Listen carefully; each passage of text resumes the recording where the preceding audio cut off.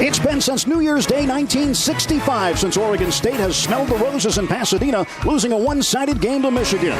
Mike Riley and the Beavers of 2008 have defied the odds with an improbable field-rushing victory toppling the Trojans, and a week ago got their last-second kicks over the Cats in Tucson. Tonight, the Pac-10 title and the Rose Bowl are in the crosshairs for Oregon State, but standing between the Beavers and history are their hated rivals, the Oregon Ducks. The 112th Civil War is next on Versus. Sold out Research Stadium in Corvallis, Oregon, on the campus of Oregon State, where today the Beavers host their rivals from Eugene, the Oregon Ducks. We take a look at the Pac-10 standings and see what is on the line today. Oregon still with hopes of forcing a three-way tie. A win today for Oregon State would give them the Pac-10 championship. Hi again, everybody. Along with Glenn Parker, I'm Tim Neverett. Anne-Marie Anderson joins us shortly. One of the big questions around here all week, would the Pac-10's number one rusher, Jacquizz Rodgers, play in this game? Mike Riley told us no. No, unfortunately, a big hit against Arizona last week. A real shot on that shoulder. He is out now for this game. So that brings up the question, with him walking on the field, who will walk in his shoes? Who is going to pick up a little slack? And that'd have to come down to his big brother, James. James, whether it's on an end around or whether it's him running the ball out of the backfield if they must. And then, of course, he's a receiver as well. So he's a big-time weapon for them. He makes people miss. He's a lot like a punt returner when you give him the ball. But I'll tell you what, Lyle Mullival is the guy this offense has to run through. At quarterback, he gives them their best chance for success. He's a guy that they just like his attitude. He says they say it's infectious in that huddle, and that's who Lyle Mullival is. Lyle Mullival back in the starting lineup after missing last week's game at Arizona due to injury. The quarterback for Oregon, the offense runs through him, Jeremiah Masoli. Yeah, it certainly does. And, you know, he's one of those guys that I think most people can't get a grip on because he's much stronger than he looks. He'll run right through tackles. But then he's also got an extra gear, and when he breaks loose, watch out. This guy can simply fly.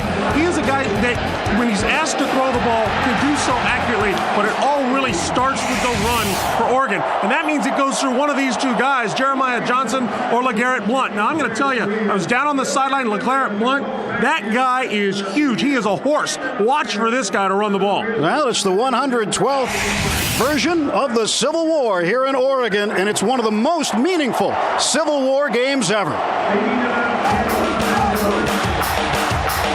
The Civil War football game, which has gone on for over, a century or something, is what everybody talks about. You're on one side of the fence or the other, and that's it. So I've been a part of a lot of pretty big games.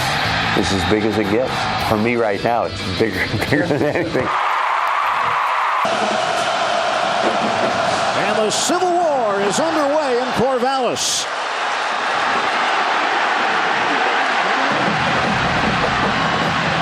And Holland is going to be knocked out of bounds at the 26-yard line and a penalty marker on the first play. The referee is Jay Strickers. On the tackle.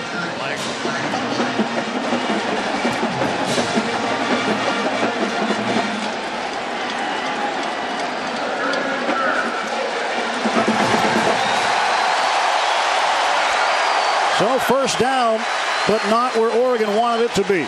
You know, you talk about the importance of special teams. It all comes down to field position. On your opening drive, you have a mistake. So not only have your special teams hurt you right off the bat, penalties have hurt you, and you're on the road where it's already very, very tough to win. Jeremiah Masoli out of San Francisco, 5'11", 214. Guiding this run-based Oregon Ducks offense. Johnson in motion.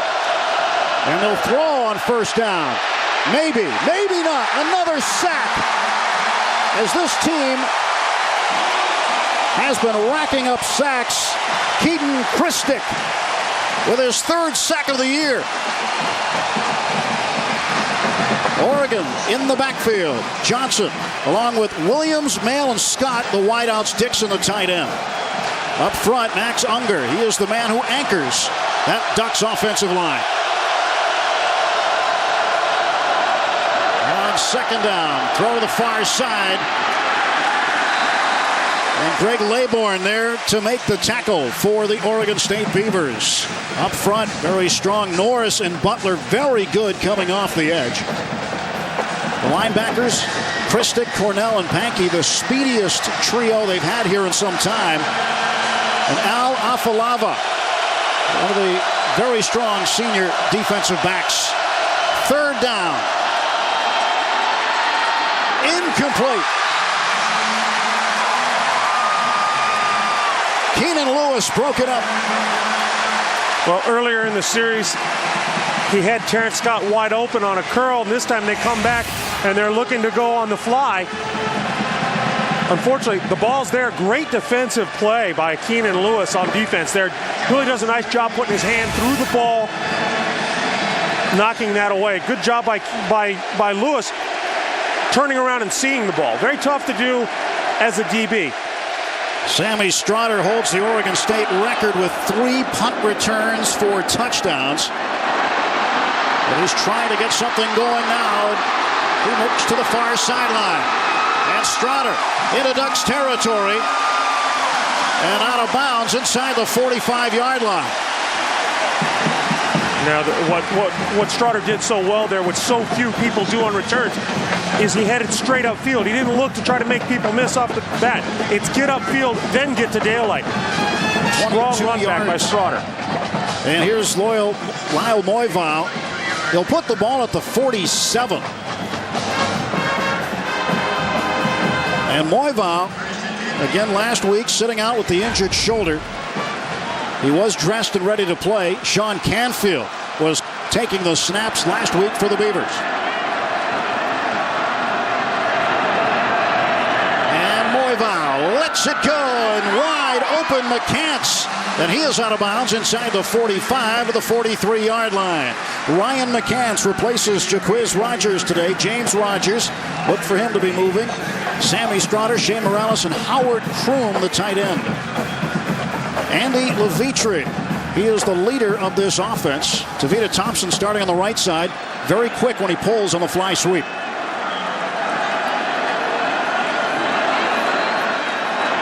Second down and 5. That's Rogers in motion. And Moival gives to McCants, who is met at the line of scrimmage. Oregon defensively with 4 across lines up this way. Cole Linehan, very good defensive tackle. Keep an eye out for Nick Reed.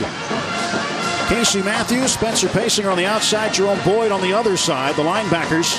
And in the secondary, Jarris Byrd and Patrick Chung making his 50th start today for Oregon. Nick Reed, senior from Trabuco Canyon, California, has 10 sacks. Moival throws incomplete, looking for Rogers. Well, Jarris Byrd was right on that ball. Moival very lucky this didn't go back pick 6. He stepped back, he looked, and he never saw Byrd, the corner, come off the sideline and back into the line of where the ball was being thrown. So Jarris Byrd will go back deep to receive the Johnny Hecker punt. Hecker averaging nearly 39 yards a kick. And Byrd brought one back this year, 87 yards against Purdue.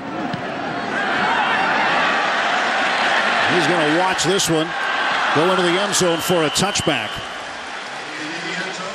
7th touchback provided by Hecker. No score with Glenn Parker and Anne-Marie Anderson, Tim Everett at Reser Stadium in Corvallis, Oregon. Second possession of the game now for the Oregon Ducks. And Masoli out of the gun. Ducks will not use a huddle.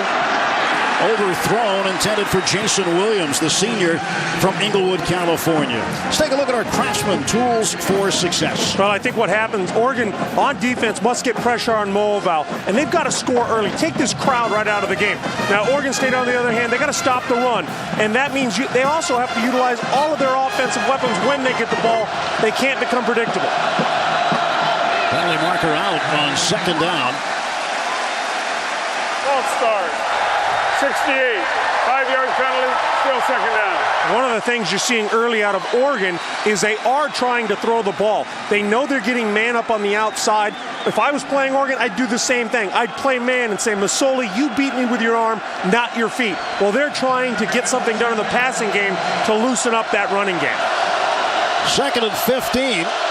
On the ground they go. It is Jeremiah Johnson. And Johnson slips out of bounds, getting across the 20 and up around the 23-yard line. Jeremiah Johnson from Los Angeles, a senior for this Ducks team. Now, one of the odd things here, you see the center, big number 60, pulling. Not a lot of teams will pull center. They do. That's Max Unger with a good cut block. That springs Jeremiah Johnson for the 3 yards.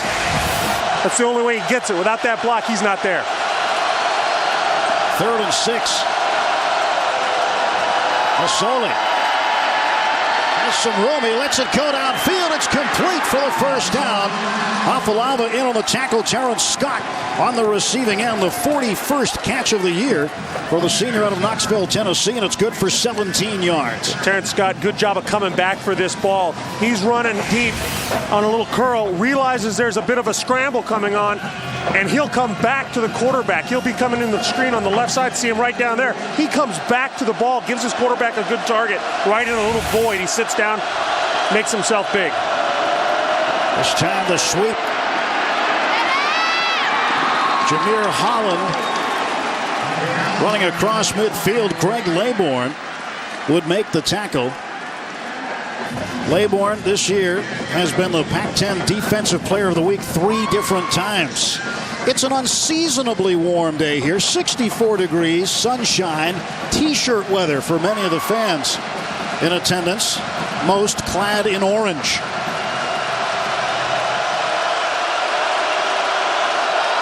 From the Beaver 49-yard line, first down. And Johnson is wrapped up in the backfield. Stephen Paya, the sophomore from Los Altos, California, getting in there to lead the way for the defensive front. Well, you take a look down inside. He takes on the block of the guard, goes right through on the backside of the center and gets himself into the backfield and makes Jeremiah Johnson have to cut before he wants to, stopping that attack. Pressure on Masoli, and he throws it up in the air for grabs. It is incomplete. Brandon Hughes had a chance to pick it off.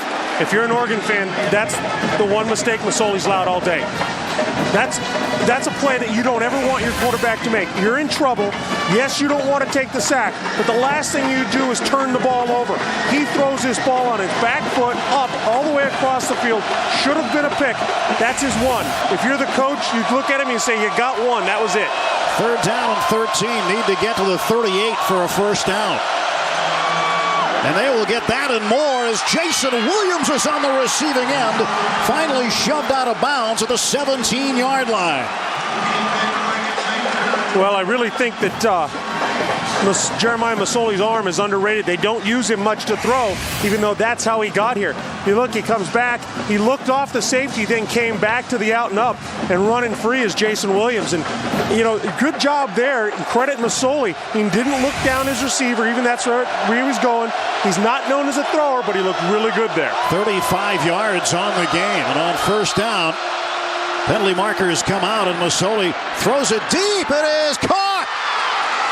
Touchdown. And it appears they're actually going to call it dead from what the one linesman is signaling, but we'll see if did he blow that whistle or not. Jeff Mail on the receiving end, the sophomore from Paradise, California. He did not blow it dead. Touchdown. So Oregon strikes first as Jeff Mail gets his 5th touchdown catch of the season, a 17-yard strike. Well, everybody freezes a little bit when there's that offsides and nobody knows to stop. And good job by Masoli finding his receiver, leading him out there and putting it high and where only he could get it. And credit the receiver out there doing a nice job grabbing some real estate. Ruling on the field is under review. Well, I'll tell you what, you have to credit this Oregon staff, it starts with Chip Kelly, the offensive coordinator. What did they do? They knew that Oregon State was going to come out and play a lot of man. They were going to play a lot of players in the box. They were going to say, Oregon, if you can beat us with your arm, we haven't seen you do it against anybody else. What makes us think you could now? The field is confirmed. Play results in a touchdown. And credit Jeremiah Masoli, credit Chip Kelly, the offensive coordinator. They used his arm and some movement to get themselves right down the field and score. So Mail gets his first touchdown catch away from Autzen Stadium. All 4 of his touchdowns prior to that one had been at home. His first road touchdown. And Morgan Flint will come out to attempt the extra point for the Oregon Ducks.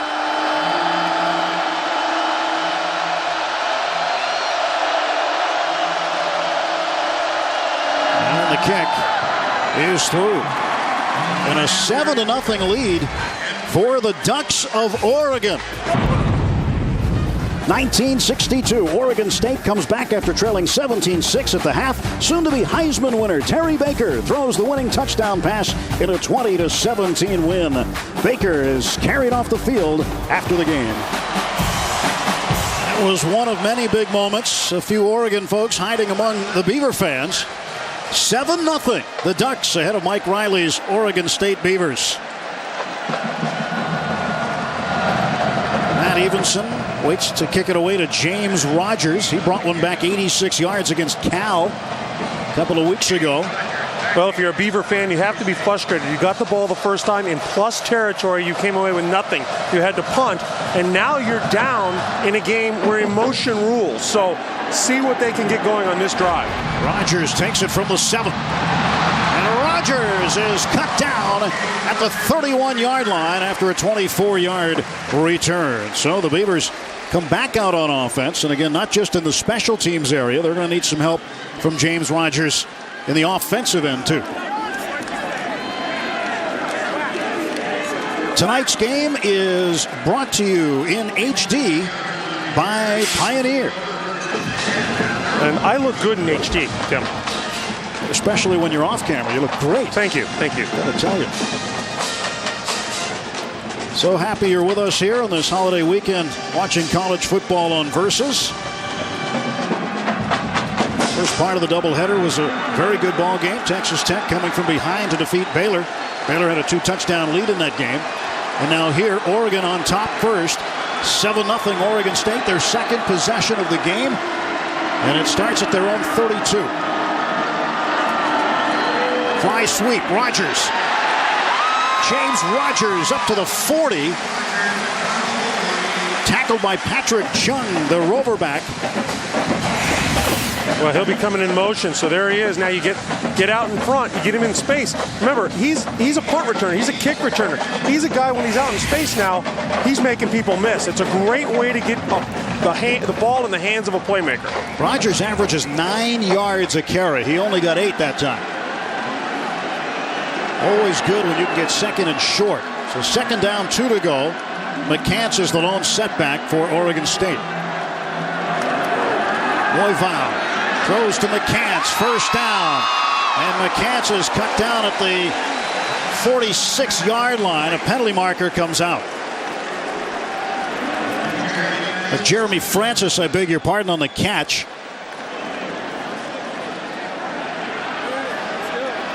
Well, they've run that play twice now. Illegal block in the back on the offense, number 8. 10-yard penalty from the end of the run. Down to still 2. They get James Rogers on the perimeter blocking. Now what they'll do is they'll run Jeremy Francis through the formation. So it's play action and then right out to him. Now watch James Rogers right there blocking the back. Fans can get upset, but it's a great call by the officials. You've got to be smarter than that. Especially when you're at the point of attack, you have to know where you can and can't block. Remember, you're in the direct view of the officials when you're at the point of attack. We thought we'd see Jeremy Francis play some. Saw him early. Now McCants is back in at the tailback spot.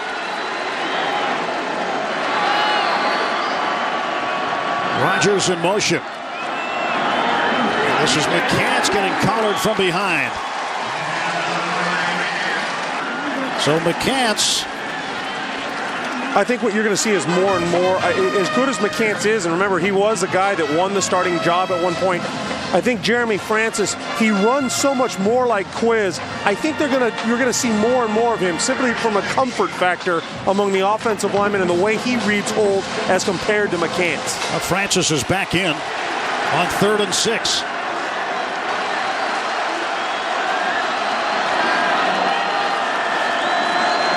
Royval throws over the middle. That is incomplete. Sammy Strotter was the intended receiver, but the middle linebacker, Casey Matthews, picked him up and ran with him. They run a drag right in front of the linebackers, and if you're going to run that, there has to be something behind them to get the linebackers out of position. The linebackers were sitting on that the entire way across.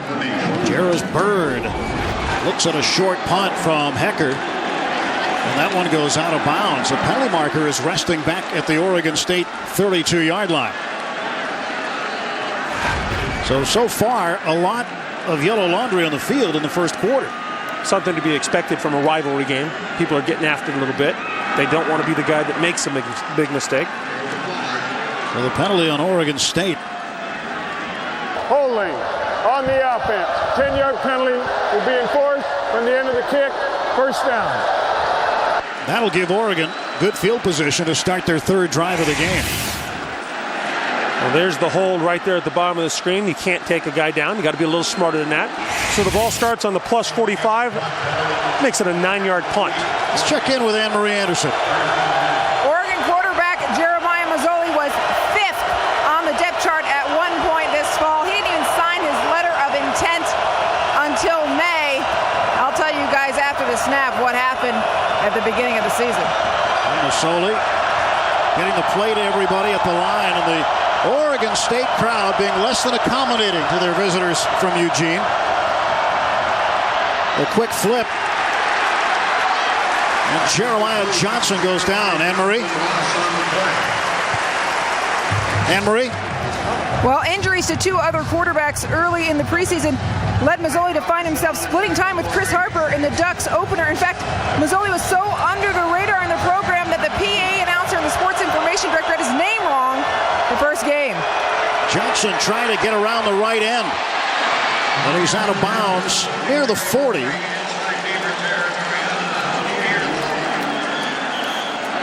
And another thing about Mazzoli is that Chip Kelly, the offensive coordinator, talking about the fact that since he missed spring practice, or missed fall camp, I beg your pardon, it's kind of like having a true freshman out there in terms of his experience. Yeah, and you have to give him things in little spoonfuls. You don't want to give him the whole playbook at once, and that's why he's gotten better as this year has kind of moved along. Well, we've got an official here to give us a call. Tell us just what infraction Oregon's guilty of. Well, the preliminary indication is a penalty on each team. And he pointed at Oregon first, then did it again and pointed at Oregon State. Illegal substitution on the defense. Penalties declined. Down will be 3. So they had someone come into and out of the huddle, meaning they had too many men on. Look at the look up upper right up there here. There's a guy running off that field. He's trying to get off, but because it was during the play like that, they called him. You can't have that many guys on the field at one time. We all know that rule. Sole whips it out to Mail. Jeff Mail knocked down to the 20-yard line. So Jeff Mail with the touchdown of the game and a big play there, good for 19 yards. Well, play action, come right back across the field, pick up a block by your wide receiver. Fans are thinking it was a block in the back out there, but remember, it's not a block in the back if a guy turns his back and runs from you. It is if you come up behind him and blast him. That's the difference between the two plays. He just can't turn around on you. They want to put the ball at the 20-yard line. Mail so far, 3 catches, 46 yards. Well, we'll take a look here. It was pretty close to being out of bounds there. Well, about 2 yards shy where they marked it, I think. LeGarrette Blount. Blount rumbles his way inside the 20 down to the 16-yard line. Getting a big lead block by Fanoki Poe over there. You like that when you get a big 330-pounder running out in front of you. Brandon Hughes, the cornerback, chased him down. LeGarrette Blount has 15 touchdowns this season. The next one would give him a single season record at Oregon.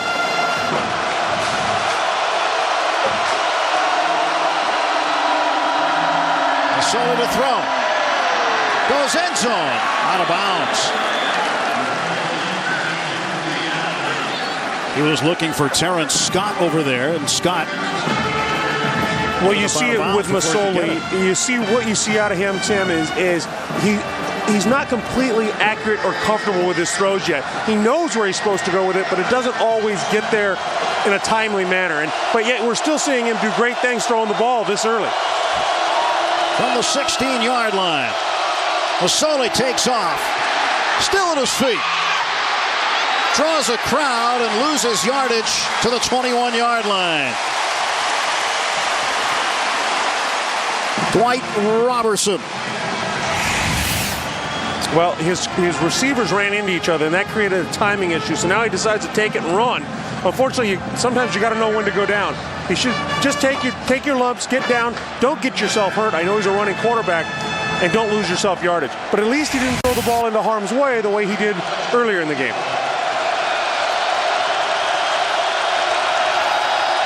38-yard attempt by Morgan Flint. This one is up and good. So Flint connects from 38 and extends the Ducks' lead to 10-0. And we are back inside Reser Stadium, 40 miles up the road in Corvallis, 10-0. Oregon on the road with the early lead. Flint with the 38-yard field goal. Jeff Mayle has a 17-yard touchdown reception. And the Beavers getting the football back, hoping James Rogers can do something with it. Rogers will watch it go out of bounds, and the penalty marker comes out. Well, that's one way to give up field position on a special teams play. Just kick it out of bounds. Boy, that frustrates you if you're the coach. Out of bounds at the 9. So they'll bring it way up toward midfield. Free kick, out of bounds, on the kicking team. Ball placed at the 40-yard line, first down. Oregon State out of the gates in the last 15 games has outscored their opponents 153-27 in the first quarter, but a bad trend last week against Arizona. They had a scoreless first. Yeah, and so far, not doing their best effort today, that's for certain. Oregon seems to be getting after Lyle Moivau and stopping the run for the most part. McCants is the lone setback. Rogers in motion. There's a block from McCants, but McCants has stood up. Well, Rashawn Harris right in there to make a big play. Rashawn's not a small guy at 6'5", 300. Shed a block, got there, and stood McCants right up, right at the line of scrimmage. You see him right in the middle, getting on the double team, gets his arms out, gets good separation. That's exactly what you want a D lineman to do. Good separation, that stops the lineman's feet, then he can shuck him and make a play. McCants was expected to be the starter out of spring football until Jacquizz Rogers showed up, the true freshman. And Jacquizz Rogers at 5'7", if that, is very difficult for defenders to see once he gets into the line of scrimmage. Moivau swings it out. This is Jeremy Francis. And Francis to the 46, hit by Patrick Chung. There you have to think Francis might have got a few more yards there and almost appeared he tripped over himself. But well-designed play. And Chung, that rover. Patrick Chung's a guy all over the field. He makes a lot of plays for this Oregon defense. Patrick Chung, one of the team captains.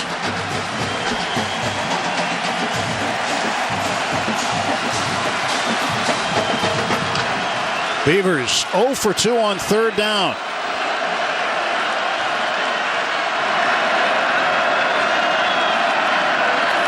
Moivau, play action. Will he run? He will, and he slides for the first down. So Lyle Moivau, sore shoulder and all, ends up being tackled by Patrick Chung, and Moivau picks up the first down. Well, take a look here. It's the fake fly sweep out to Rogers. Now watch James Rogers in the front. He's going to pick up a block for him right there. That's a big block out of James Rogers to spring for that first down. You ask a guy to do everything sometimes. That's what they're asking James Rogers to become for them, and he's quietly doing it. First down for the Beavers, and the handoff goes to Rogers. And Rogers is going to be sent down to the turf as Patrick Chung shouted him the whole way.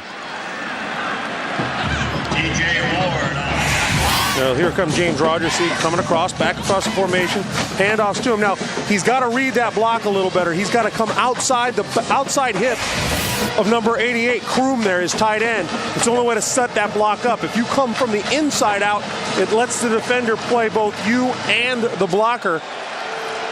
He's just got to get a little better at setting that one up. Rogers in deeper motion this time. Moibau in the pocket, lets it go, it's caught. Sammy Strutter. He goes down to the 22-yard line. Strutter on the receiving end of a 22-yard pass from Lyle Moibau. Well, this is a long route. When you're running routes this deep, you watch him, he'll be at the top of your screen. Just goes up the seam and out, just kind of curls it out.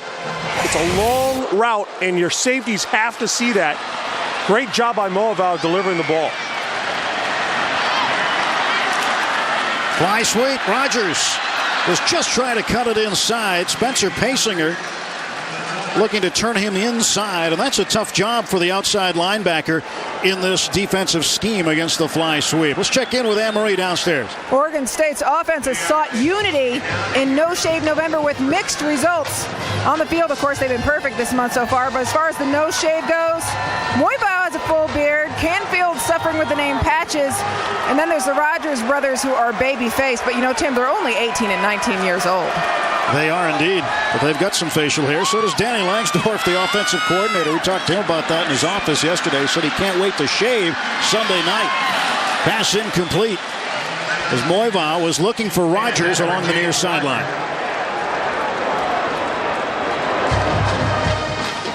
Kind of a tradition here at Oregon State now. They call it No Shave November, kind of like the hockey players in the playoffs where they don't shave. Do they shower though? What do we got going there? Well, you know, I didn't get that deep into the questioning. I would imagine so, but that would be an assumption on my part. All right. And there's your quiz. He doesn't have a lot of facial hair going. Got that pencil-thin mustache. That's it. 8 yards to go on third down. Moivau flips it off to Jeremy Francis, and Francis scores! Touchdown, Oregon State, 20 yards.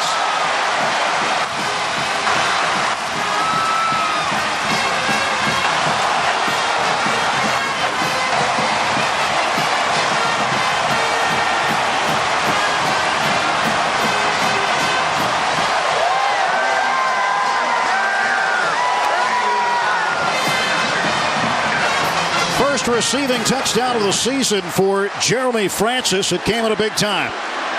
Justin Cahute waiting for the snap.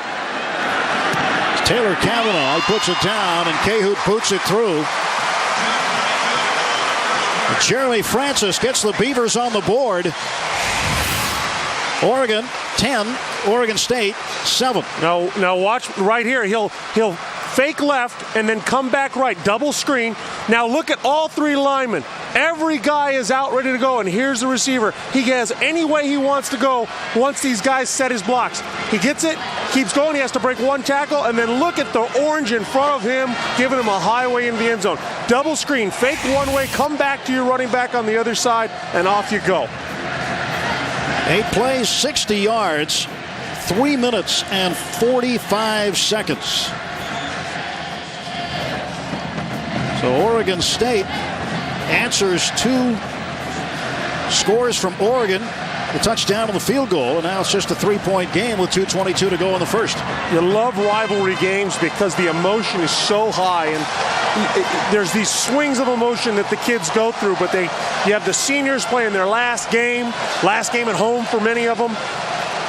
It's a very emotional time for these kids, and that's what you love about rivalry game, the swings of emotion. Some guys are playing their hearts out. Hey, they're down 10-0, so what? Come back and play.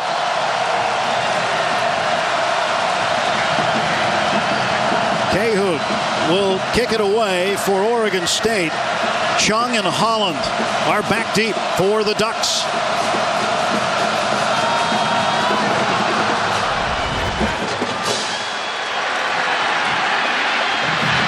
And here comes the fake reverse, and Holland is going to be knocked down. What a tackle made on special teams by Casey Koss.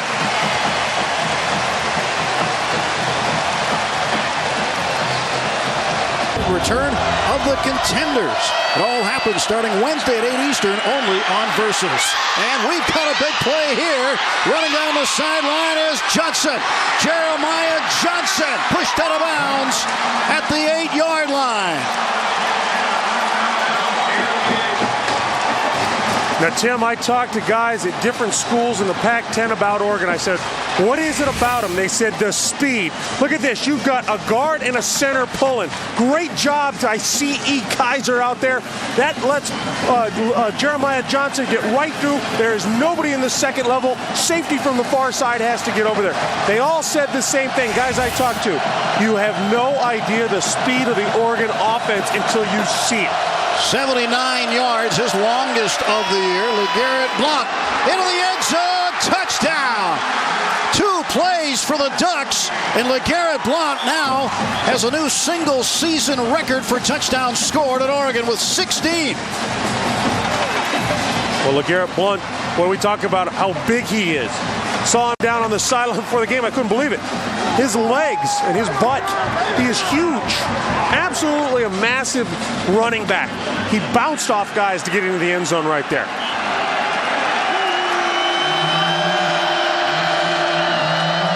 Morgan Flint will try to add the extra point. The high snap put down, and Flint right down the middle.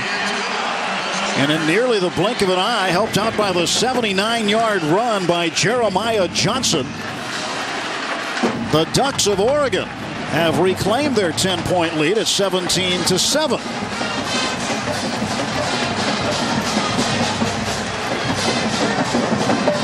It's like the microwave oven. You just hit on, and there goes Johnson, burning down the sideline. Well, the speed, you know, when you're breaking loose like that, if you can get, if the blocks are made in this offense, if you can get them out of position by the way that you put the formations down, and then you've got good angles to block, well, watch out. You can make hay.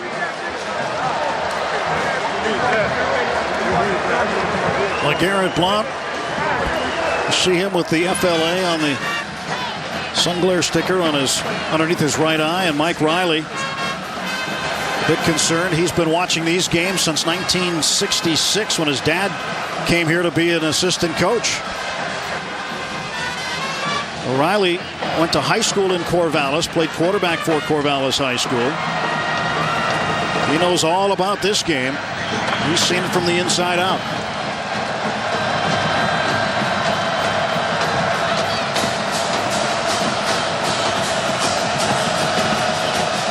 Oregon to kick. And Rogers will get another turn. Takes it at the 9. Rogers just cannot find a hole on the kick return. Gets to the 26-yard line. Jeremiah Johnson got it going on that last drive for Oregon State, lighting it up from 79 yards. Well, let me show you why he lights it up. With the running back on the far side, that allows the tackle to get here. Because this backer is all the way to shadow him, that allows the guard to get the cut right there. You get a down block and you get a pull. And when that happens, there is nobody in the second level of defense once Blount makes that cut. Second level's gone. Great blocking up front, great blocking on the back side. So many times you'll hear guys say, well, they're running to the right, they must be destroying the right side. It's actually the backside blocking, the cut of the defense that allowed that to happen. All smiles on the Oregon bench right now. Minute 47 left in the first quarter. Moival's going down. Rashawn Harris, his second sack of the season. First-year starter out of Pittsburgh, California. 6'5" and 300 pounds. Well, here he is working on the left guard. He just keeps working and then gets a good left hook move to get him off his feet. That's a big guy right there. You know, Adam Smear's not small, but at 6'3", 286, he appears small next to this guy, Rashawn Harris. A loss of 6 on the play for Oregon State.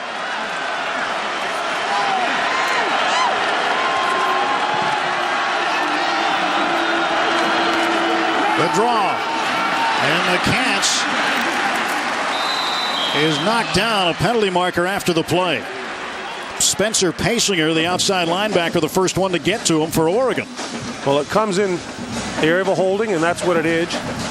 I wonder, when you see a block like that, what happens is the ball doesn't go where it's designed, and all of a sudden offensive linemen, you know, they're just trying to help out, just trying to get a little something, let their guy get a yard or two. Holding on the offense, number 66. Penalty declined. Down will be 3. Third down coming up for Oregon State.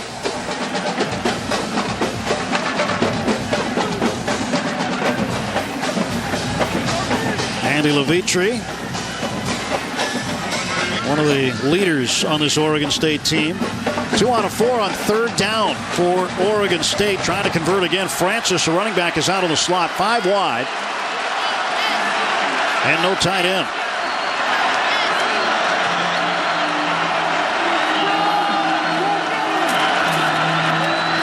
Moival lets it roll. That is going to be caught at the 40. And a first down for the Beavers. No, with 5 wide, you run your slot and you cross him with the outside, with the man in the slot and your split end cross, and the safety's too slow to come up. Safety's got to get up there. Now, obviously, you don't want to get beat deep. You don't want to get it over you. But if that ball, if he's sitting at the line and the ball's out of the hands, you got to come up and you got to make a hit. Howard Kroom, the second cousin of Sylvester Kroom, who today resigned as head coach at Mississippi State. Francis had his legs cut out from underneath him, but he falls forward and gains a yard to the 41. Well, once again, is that the Rashawn Harris working against Adam Spear in there, and just gets himself, and he's got real long arms and gets his arm out there to knock him down. First quarter is in the books, and the Ducks like what they see so far.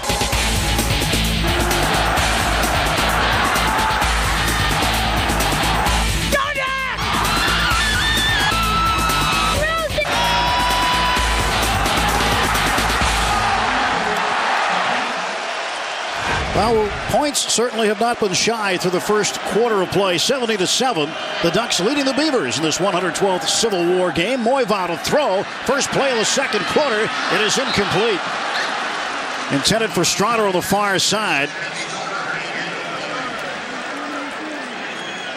And there to break it up for the Ducks, Walter Thurman. Casey Matthews started the last 5 games at middle linebacker. Had a career-high 9 tackles against Cal and Stanford. That middle linebacker position so important. It's like the quarterback on defense. Yeah, and remember, you're on the center line of everything, so where you're working can be really dependent on formation. So you've got a chance, and not only do you communicate, you've got a chance to make a lot of plays that way. 3rd and 9. And Moival sets, has time, throws deep on the post. He's got a man. Caught down there at the 35-yard line, Shane Morales. I think this is where Oregon State has to attack. They've got to find ways to throw the ball. Let the offense go through Moival. Let him throw the ball. Let him find his receivers. Look at the patience he showed there. He looked at 1, he looked at 2, and he comes back over the center to that post. Finds his man right there. They need to let Moival loose a little bit to get this offense rolling. 24 yards to Morales that time. 1st and 10 at the Oregon 35. McCants gets the call. And it is answered right away. He is sent down to the turf. Casey Matthews was right in there along with Spencer Pasinger. These are the statistics behind the Gillette Fusion Oregon State original rivalry. The game is called the Civil War. It's the 7th oldest college football rivalry game. First started in 1894. And at that time, Oregon State wasn't even called Oregon State. Really? Oregon Agricultural College. They were known as the Aggies. Play fake. Moivau hit from behind as he throws. It is incomplete. Looking for Strotter on the post. Well, he had Sammy Strotter open. Just that getting hit like that caused that ball to float on him a little bit. He knew where he wanted to go with the ball, and that's where we said they should attack. Unfortunately, you get hit like that, that ball's going to sail on you. And you look at it coming from the backside, hits him as he throws, can't step forward as he throws, and the ball sails. Not a lot of offense in your playbook at 3rd and 15.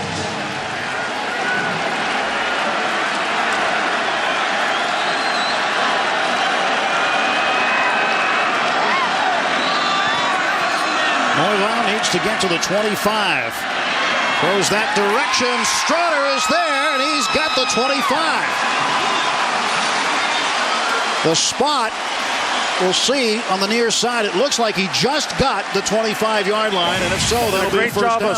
A great job by Sammy Strotter. He pushes in on the defender, then comes back out. So he gained real estate on the defender, forced himself across the defender's nose, and then turned back out on the corner and got himself open. Good job of buying enough real estate by Sammy Strotter. Got just what he needed for the first down yardage. Broom comes back in as a tight end to the right.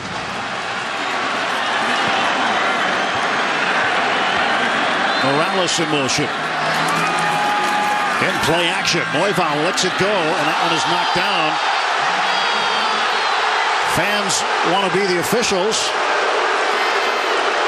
And Morales not happy that there wasn't a flag thrown. You know, on first blush, just like the fans, I think the guy was there a little early. But let's take a look at the replay. What's it tell us? Now, again, they're attacking middle of the field over the safeties. Comes in. Here's that ball. Tough to tell. I'll tell you right now, it looked like a good play, but we've been deceived before, Tim. Pasinger defending on the play. 2nd and 10. This time, it's Rogers. Rogers has the edge. First down. And the markers come out after that play, but James Rogers got out of bounds at the 12-yard line. I think they might have a face mask over here from the way it was thrown. Personal foul. Face mask on the defense. Number 6. Penalty before his half minute to the goal. First down. Walter Thurman caught for the face mask. And here we'll get a replay of it. Thurman gets his hand out there and does grab it, does yank it, and doesn't let go, and that's why it is a personal foul. And Oregon State puts himself in a great spot right now. Now they have to figure out how to get yardage in a short field. We've seen them be able to attack a little deep. We've seen them be able to run the fly sweep when there's a lot of room to run. Now we'll see what they can come up with a short field. Moivau will look to the right, dumps it off to James Rogers, and Rogers just hung on to by Patrick Chung. Lost 5 yards, brought them back a little bit. And now they have to, again, you know, so much of what they're doing is lateral attacking. You know, when you're in this shortened field and 22 guys are bunched up in there, there's a lot less room to work. And it's a lot easier for linebackers and safeties to fly up to the ball and not worried about getting beat deep. Maybe that's a good thing, according to what you've been saying. Move back 5. You know what? It just might be. Of course, I'm a lineman. I don't like to move back.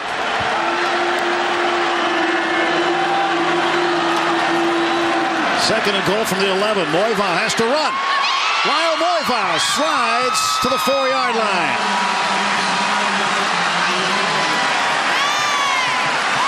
We were watching Lyle Moivau yesterday at practice, and he's had that sore right shoulder. So as he's warming up, he starts throwing with the left hand. Yeah, and doing it well. And he's got a tight spiral and a lot of zip on it left-handed. Now, Sean Canfield, the backup quarterback, does everything right-handed except throw a football and play ping pong. So they've got ambidextrous quarterbacks. And, watching them, both real athletes, I was struck more by just how loose they were, just enjoying themselves. That's Rodgers in motion to the far side. Moival, play fake. He throws end zone, incomplete. Looking for Strotter. Well, the timing's getting thrown off by a little bit of pressure on Moival, number one, and then when he does come back around, a little bit of contact in the secondary, but it's not really enough to cause a penalty, but it does cause timing issues when your quarterback gets bumped off of what he wants to do, and then your receivers are getting a little bumped off too. Taylor Cavanaugh to hold for Justin Cahoot. 22-yard field goal attempt. Cahoot is 14 out of 20 this year. Hit a 47-yarder against Arizona last week. Cahoot's kick is up. And it is no good. So a rare miss for Justin Cahoot. 11:04 to go in the first half. With Glenn Parker and Anne-Marie Anderson, I'm Tim Neverett. Crowd on edge here. It's only the first half, but the home team down by 10. Well, your defense hasn't stopped them particularly well, and you've had some special teams gaffes. Start worrying that it piles up on you in a rivalry game. Masoli hands off to LeGarrette Blount. He is muscled out of bounds by Bryant Cornell, the middle linebacker. I'll tell you, it's a one-yard game, but I'm really impressed with the mobility of this Oregon offensive line. Guys like C. Kaiser and Max Unger, a center, pulling. You just don't see that very often. Pulling, getting out in front of the back. They're doing a good job. They're getting out there. Now, there was a great defensive play that time by Oregon State, but really like the agility of this line. Pickup of 2. And it's Blount again. He's got a lot more this time. First down and knocked down at the 38-yard line. Well, LeGarrette Blount, and you talked about it earlier in the game, Glenn, he's a load. He is really, really big. He gained 17 that time. Yeah, and you take a look. He's not particularly explosive, but he does a great job going north and south right behind his pads. And then, hey, he gets hit and still gets himself 3 yards simply by virtue of outweighing the guy hitting him by about 40 pounds. Laybourne had the tackle for the Beavers. From the 38-yard line, penalty markers come out. And Masoli will throw anyway, looking for Mail, and Mail makes the catch at the 45. He went out of bounds as he was coming back at the 46-yard line. And Oregon has just had a lot of deep routes with comebacks. That's what they're doing to attack this Oregon State secondary. Trying to catch those guys peeking in a little bit.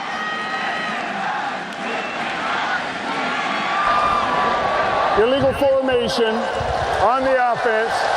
6 players on the line of scrimmage. 5-yard penalty. Still first down. Well, Mike Bellotti doesn't think that's true. He's not happy with it. Well, we'll take a look. Well, it's 6 players on the line of scrimmage, and I see 7 on the line of scrimmage. They must say that this wide receiver up here is back off the line. That's what they must have been saying right there. So that backs up Oregon State, First and 15. They're back at their own 33. Masoli on the zone read. He's got a lot of room. He's got a first down and chased out of bounds by Keenan Lewis. Well, the spread zone read offense that Oregon brings at you, unlike a lot of teams, they like to run the ball number 1 out of it. Now you watch, here's the zone read. He sees the defensive end crash, he takes it. Now he's got to get up and he's got to beat the safety coming up on him. He does so, and it's good for 11, 12 yards before anybody has a chance on him. Now remember, when we talk about Masoli, strong enough to run through tackles, fast enough to run away from it. He's going deep. It is caught. What a play. And a terrific catch by the tight end, Ed Dixon. And they are really getting this no-huddle up and moving. 36 yards. Masoli runs for 20, then throws for 36. Well, he's going to find Dixon here, his tight end. Right down the seam on a little post, just running away from the over-the-top safety. Ball is at the 11. Johnson tries going up the gut that time and manages to get to the 7-yard line. You see the all-white uniforms with the green helmets. You know, Oregon has 4 different colored helmets. And Mike Bellotti told us when you add up the different styles of uniforms and the combinations, there's 768 combinations that Oregon players can wear. Whatever happened to just having a home and away? Fumble, it appears, but they'll call this one down. Oregon will maintain possession. Jeremiah Johnson. We're going to look at it here. And he runs through the line. Let's see, does that ball pop out? Tough to tell there. It did appear his legs were down on the ground before the ball popped out, but really very hard to tell. And they're going to take a look at this. They want to get a better look at it. Ruling on the field is under review. Well, we'll get another look here.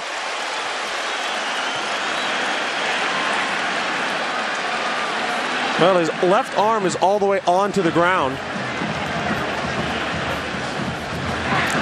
My guess is they'll probably keep this one as him being down, but it's very tough to tell.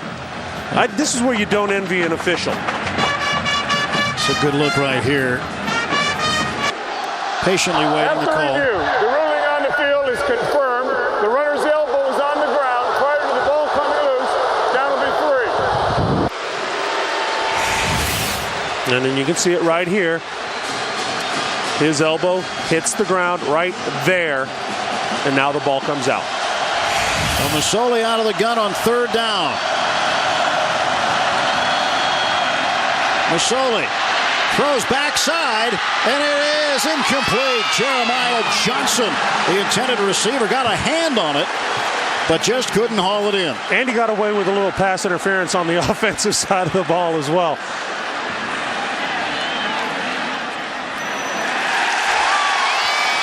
I didn't get away with it.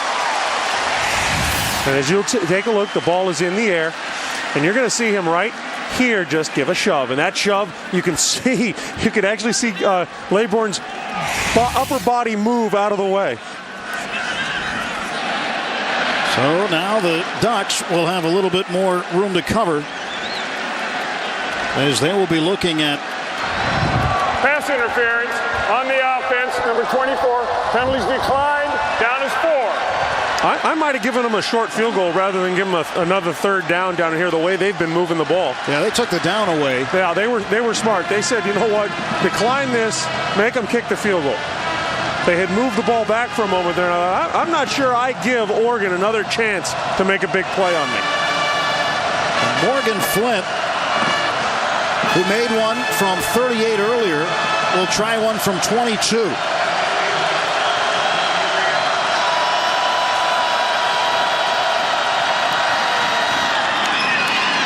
He's 2 for 2 in field goals, and Oregon ups their lead 20-7. The Ducks on the road with a big lead over Oregon State.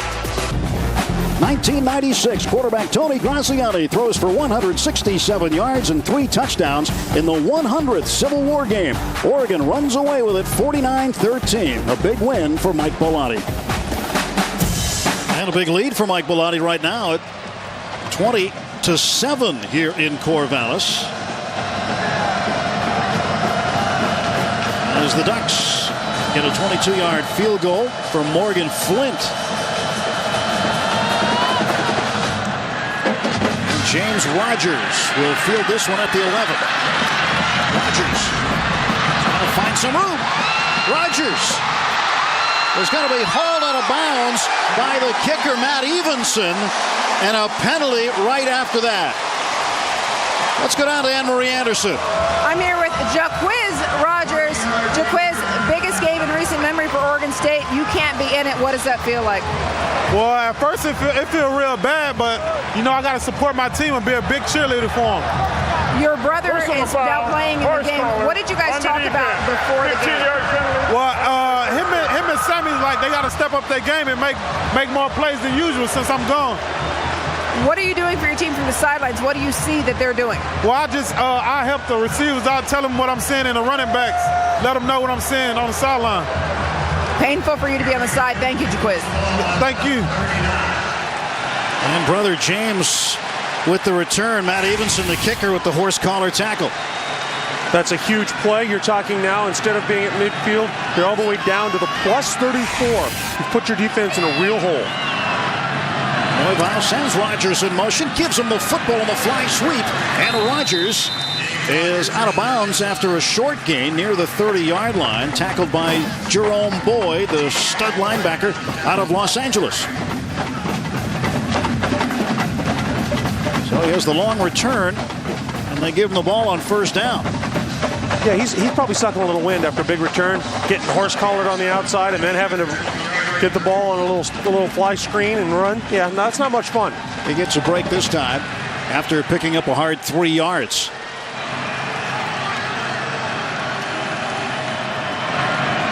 Francis is the lone setback. Fake to him. Moivau lets it go in the post. He's got a man. That is caught by Brady Camp. Camp, the backup tight end, gets a first down for the Beavers. Well, it is really simple seam route. All you're telling your tight end to do is release right up the line, right up the seam. It's all he does. Runs the hash mark, gets behind the linebacker and in front of the safety. There's a huge hole in the defense there. Big hit by Patrick Chung at the end of the play, a gain of 20. Down to the Oregon 11. Rogers with the ball again. Not Rogers, that's Chris Johnson, beg your pardon. Chris Johnson getting his first carry, just his second carry of the season. And there is Jerome Boyd again on the tackle. 6'2", 215-pound senior.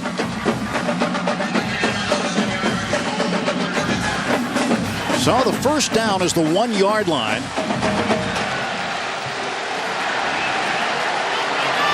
Took him a while to get going. Rogers had some indecision whether he was going to cut it upfield or go to the outside. But Chung able to force him inside, and T.J. Ward, the free safety, would finish him off. Yeah, they do a good job. The Oregon defense is doing a good job of coming up. They're playing the lead block very well, playing both the blocker and the running back in that situation, and then letting the inside safeties pursue inside out and make the play. Chung on pace for a season high. He has 8 tackles in the game so far. He had 9 last week against the Wildcats of Arizona. Third down. Moivau in trouble. Steps up and throws, incomplete. A dangerous situation for Moivau there. He's put himself in he's scrambling a bit. He sees a flash of color and throws, and he throws it so hard that, number one, it's tough to catch. Number two, it's in a dangerous spot. And if that thing gets deflected, you're looking at 6 going the other way. Got to be a little smarter with the ball there, but they live to fight and get themselves a field goal here. And as we know, that's not a gimme right now. Cahoot is out to attempt a 24-yarder. Missed his last one from 22. Spot is there, and the kick is also there. So Cahoot 1 out of 2 in the game, and Oregon State gets some points back. They trail the Ducks by 10 on Versus. Mike Riley right now not thinking about Rose Bowl. He's thinking about how to overcome 10 points. Well, yeah, the thing is, breathe deep, get your defense settled, let them see if they can stop this team. But then, and that was a good job. They've had a couple of good drives by their offense. So that's the first battle you got to overcome. Jameer Holland is tripped up inside the 20 down to the 19-yard line, an 18-yard return.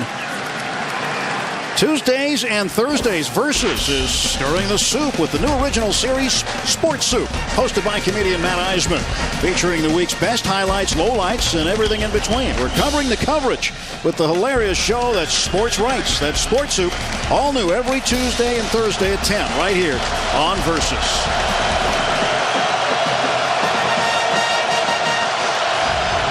Jeremiah Masoli and the Ducks start this drive from the 19-yard line. They'll throw to Mail, dangerously close to the line of scrimmage. Yeah, interesting. That play is one of those ones, it's so hard to throw on the run to begin with, and then you like the fact that they tried it, but boy, second now 10 again, you kind of put yourself in a little bit of hole when, if you simply run the ball, you get yourself 2 or 3. Johnson slips one tackle and heads to the outside for the first down and run out of bounds by Greg Laybourne. Well, great moves by Johnson, man. Making some people miss out there. Once again, it's the speed of this Oregon offense that we talk about. Very deceptive. Big Max Unger, the center, I can't say enough. Misses his block, but gets up, gets it again. Don't worry, Jeremiah Johnson, bring it back right to you. 14 yards on the gain, 7 carries, 116 yards. Johnson's career high is 135. Did that against Stanford. Masoli straight ahead. A little extracurricular activity out there. Guys are throwing each other around. Keaton Christic would get credit for the tackle on Masoli. Masoli rushed for 170 yards against UCLA. That's a lot of yards coming out of the quarterback spot. Just 3 yards shy of the Oregon record. Now penalty markers come out again. A little motion on Oregon. Prior to snap, false start.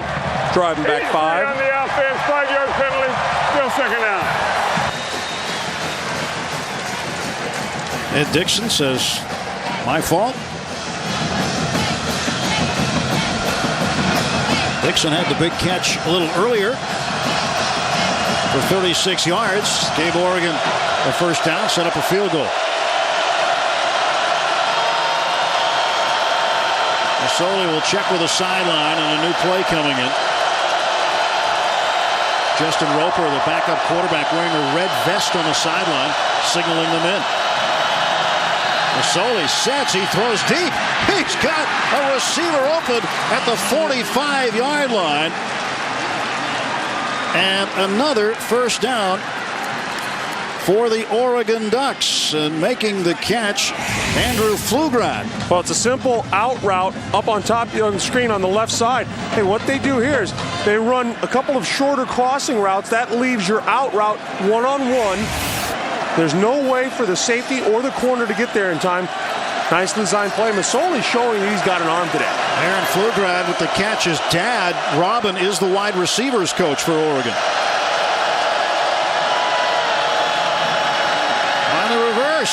This is Darren Thomas, the backup quarterback. He's throwing deep. It is complete. I don't know what's more impressive, the fact that he could make that throw, that he could put it where he put it, or the fact that it was caught by Jeff Mail down there. 36 yards. Darren Thomas, a true freshman out of Houston. Well, he lines up wide receiver. It's a little toss. He grabs it. Now he's got pressure in his face. He comes up short, throws this ball. And look at this. It's right where it has to be, and it's caught. Johnson trying to sidestep a would-be tackler. Bangs down inside the 5. Well, Thomas came into the game against Boise State. Now, Boise won that game at Autzen Stadium, but really acquitted himself well, throwing for over 200 yards in that game.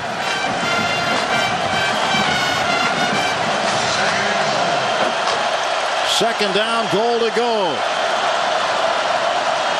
A 10-point lead for Oregon. They're trying to extend it. And Johnson is corralled by Pernell Booth. Yeah, Pernell Booth, really good job there. Staying in his lane, knowing where he's supposed to be, playing his gap and getting upfield to make the tackle. And you know, most importantly, wrapping up and making the tackle. So many kids, they see what the pros do. Hit him with a shoulder. See if you can knock him down. Just wrap him up, take him down.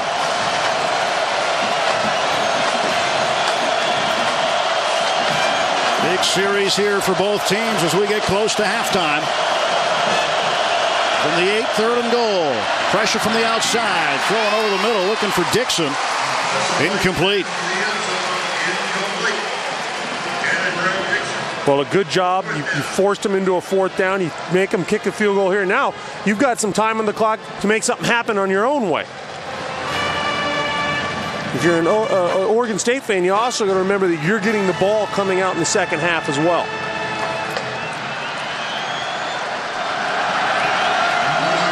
A 25-yard attempt by Morgan Flint. He's connected twice. Make that 3 times now. As the Ducks of Oregon now lead Oregon State 23-10 with 2:13 to go in the second quarter. Well, you know, Tim, what were we saying before the game? I told you I talked to some guys on different teams, offensive players, defensive players, and they all said the same thing. They just could not believe the speed of Oregon's offense. Every time they saw it on the field, it just seemed they were outrunning people. Quickness is one thing. When you combine that with speed, and they are two different things. Very much so. I was quick. I didn't have speed. Offensive linemen are quick. They're not fast. I think that depends on who tells you you're quick. Within 5 yards, I'm fast as anybody. That's when the monkey jumps on my back, though. Well, you were quick in Buffalo blocking for Thurman Thomas as he ran all the way to the Hall of Fame. Oh, I don't know if I blocked much for him. He did a lot of that on his own. Stevenson's kick is a short one, and Rogers from the 11. Rogers bangs heads at the 26-yard line with T.J. Ward. Let's take a look at the Levi's player profile. And tonight we profile Sammy Stroughter, senior wideout for Oregon State, a very experienced player. 153 catches, nearly 2,500 receiving yards, and 14 receiving touchdowns. Sammy Stroughter headlining our Levi's player profile. Remember, Sammy Stroughter played for, he came in, played as a freshman, played all the way through, and then got hurt last year. So he actually is getting a chance to play with all the guys he came in with as a freshman. Francis is in the backfield. Moivau fakes to him and then throws to the near side. Stroughter bumped from behind, incomplete. Ball just a little late getting there and a little too high. Got to look around. I think other than Stroughter, he had James Rogers running right over that center void we talked about in front of the safeties and over the linebacker. So Moivau just got to get that ball delivered a little more speedily and a little more on a line. Just floating a little bit on him right now. Will Tukuafu, the defensive end out of Salt Lake City, applying the pressure on Moivau. Jarvis Bird in on coverage that play for the Ducks. 2nd and 10.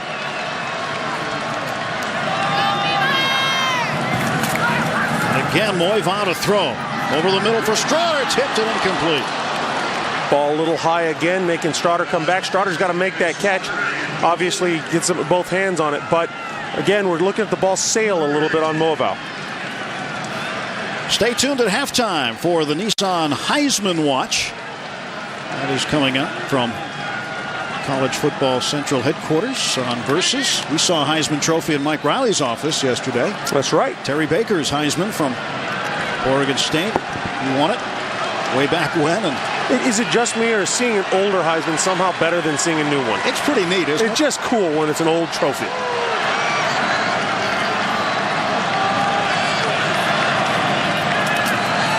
Moivau flushed a little bit, lets it go. He was looking for Morales, and that one was knocked down by Pasinger.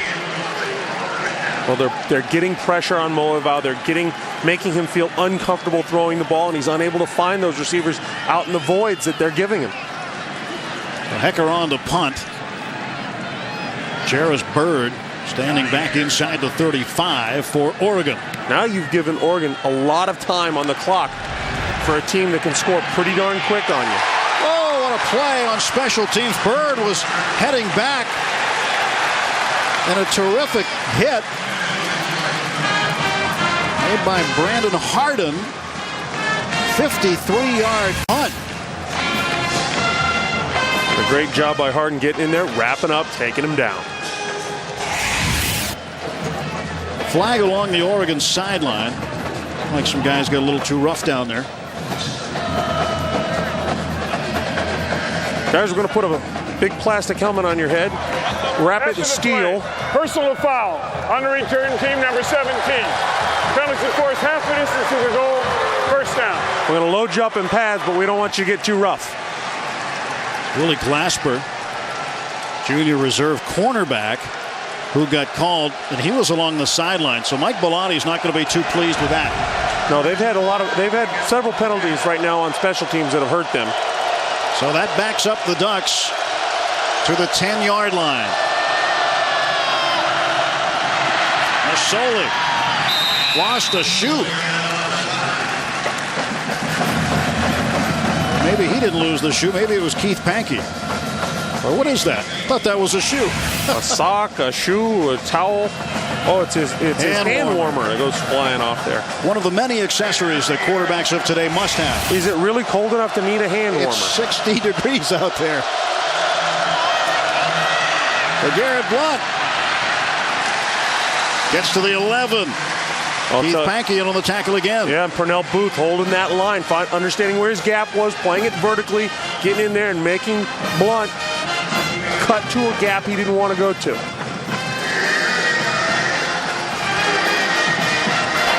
Timeout. Oregon State University, timeout number 1. 30-second timeout. Timer set the game clock to 1 minute, 31 seconds, please. This Wednesday, Versus unloads with 2 big events in one night. First, it's the World Extreme Cage Fighting Bantamweight Championship. Miguel Angel Torres, who hasn't lost in 5 years, defends his title against the undefeated #1 contender, Manny Tapia.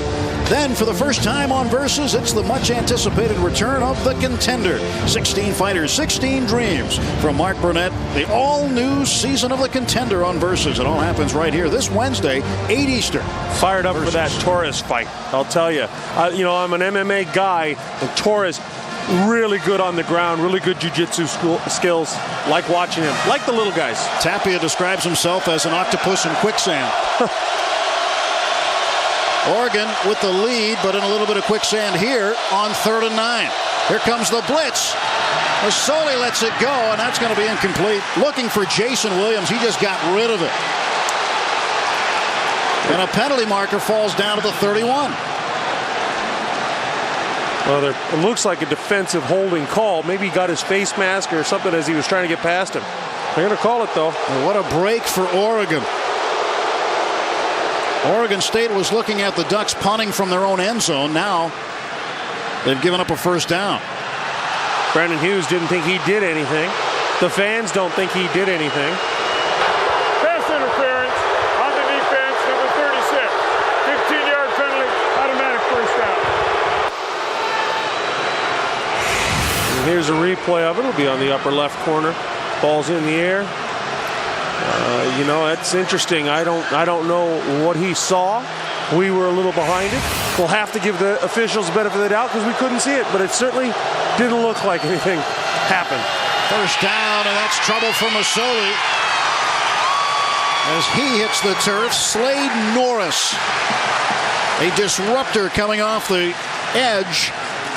Senior from Portland, Oregon, knocked him down. And another meeting of the officials. After the play, personal foul on the offense, number 71. Penalties will force half the distance to the goal. Down counts and down will be 2. Well, they get Mark Lewis, the right guard Second here, down.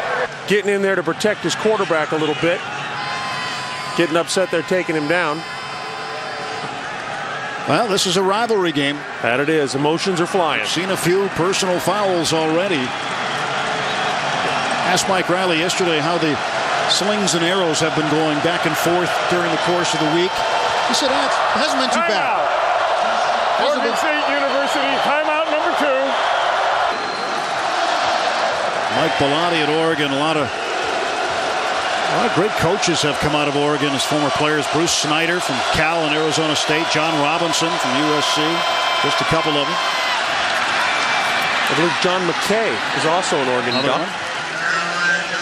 So Jeremiah Johnson continues his assault on the Oregon State front four. Victor Butler with the tackle. Timeout. Oregon State University, 3rd and final timeout this half. Timer set the game clock to 1 minute, 12 seconds. 30-second timeout. You can see in the Pac-10 where Mike Bellotti stands in terms of wins.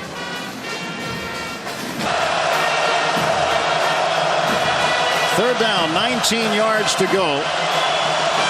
Oregon State now has used their allotment of timeouts to stop the clock as they hope to get the ball back. But Johnson, he takes it and goes.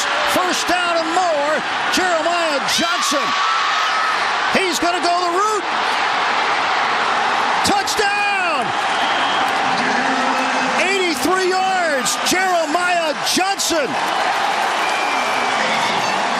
He's now gone over 200 yards in the first half. He bobbled the ball, almost fumbled it, almost got knocked out of bounds. What they do is they rotate the safety back over the top because they bring pressure from one side. That opens up a huge gap on the backside. There he bobbles the ball. Here he straight arms a guy. Now he's got one more to beat and manages to get himself in. That is an incredible run by Jeremiah Johnson. And I think they're gonna replay this, see if he didn't step out of bounds. He's under review. Wow. Jeremiah Johnson, 12 carries, 203 yards if this holds up. And here we get a look. Does that right foot step out of bounds? Not there, no. Maybe there, it's hard to tell. We'd have to see it. And then here's where they'll challenge it again. It looked like he's out of bounds about the 3-yard line, maybe the 4. It may not stand, but either way, Oregon was looking at third down and 19. Also, don't forget on third down, After review, the ruling on the field is confirmed. Play results in a touchdown. Wow. Remember Masoli. Jeremiah Johnson, 83 yards on the touchdown run. And the extra point is through. 30-10, a 20-point first half lead with 58 seconds remaining. Take a look at his numbers today. Jeremiah Johnson up with 203 yards. 2 huge runs in that, but an average of 16.9 a carry. Wow. Well, he's passed Reuben Drones for 10th all-time on the Oregon rushing list. He now has a new career high in rushing, and he's got 2 more quarters plus 58 seconds to go. Not much excitement from the Beaver faithful right now. Well, there's nothing like the motivation of keeping your rival out of a big-time bowl game to get you up for a game.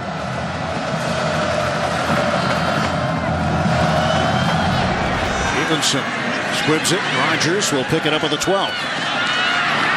James Rogers trying for the outside. He'll have to give it up at the 30. They'll say he went out of bounds at the 29-yard line. Let's take you back to Johnson's run. All right, well, they're going to bring pressure off of this side. So what they have to do is this safety right here has to roll back. And when he does, watch Jeremiah Johnson. He's going to take it right back out the backside. No one there on the second level of defense.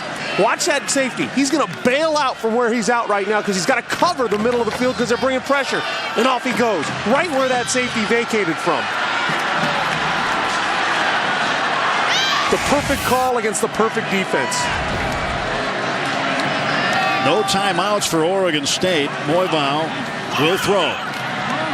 And this one is going to be picked off. Touchdown. Walter Thurman, 39 yards on the pick six.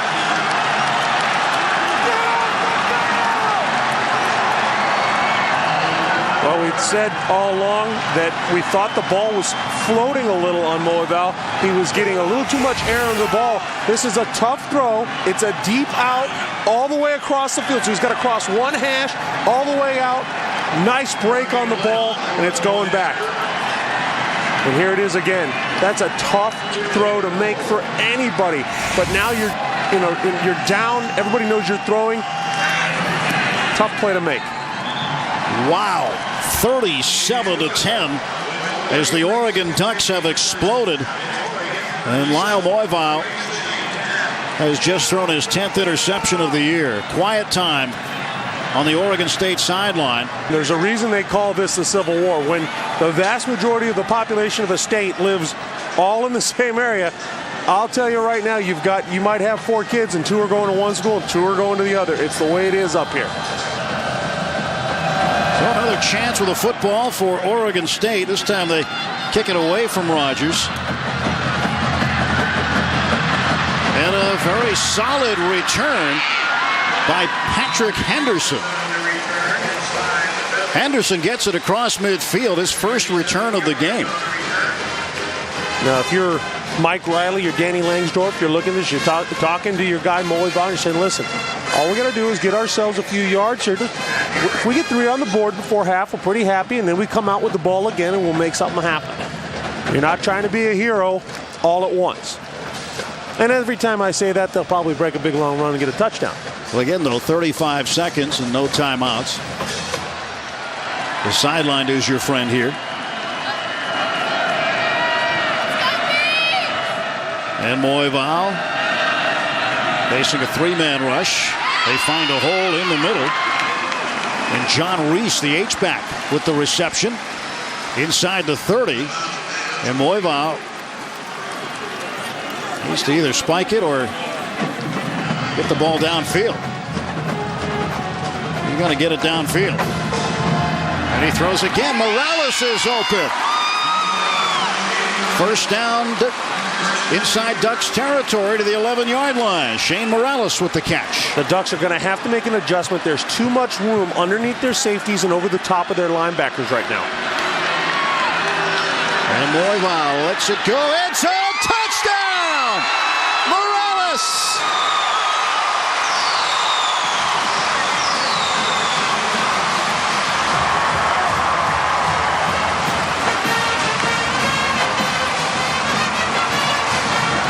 They used 26 seconds to get into the end zone. Morales' 7th touchdown catch of the year. And he got a little banged up. So with 9 seconds remaining in the half, here comes Cahut to try to cut that lead. And it's a 20-point game. 37-17. And that has woken up many of the orange-clad supporters here tonight. Oregon, they've got a big lead, so there's not a lot of pressure at this point. But Oregon State can play with a little abandon knowing they're going to get it back.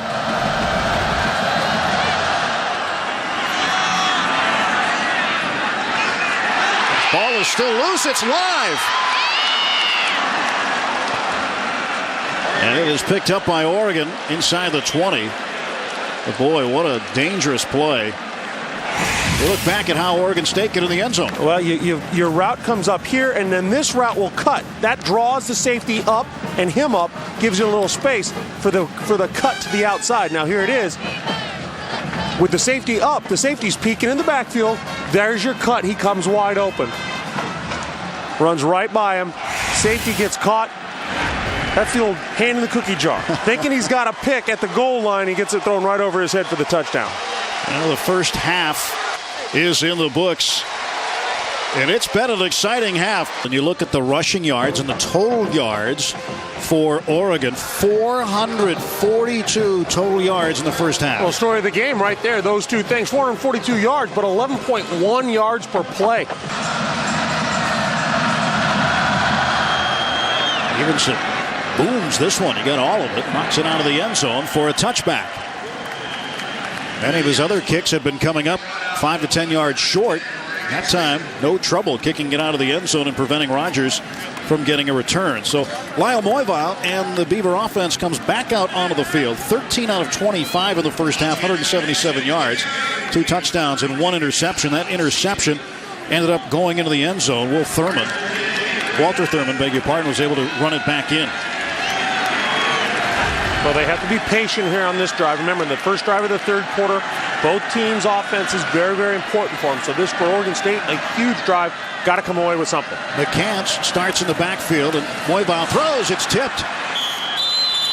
And they're going to say it was an incomplete pass. But a good job by Nick Reed going after the ball as though it was a lateral. Let's take a look at the Craftsman tools for success. We gave these to you at the beginning of the game. How have they turned out? Well, they had to get pressure on Moival. How have they done? They forced interception, 1 back for that touchdown. Also, they've gotten a sack. They've hit him a few times. Score early. Well, Oregon, 17 first quarter points. That's something they've done. So they've done both the things we said they had to do. Second down 10 from their own 20-yard line.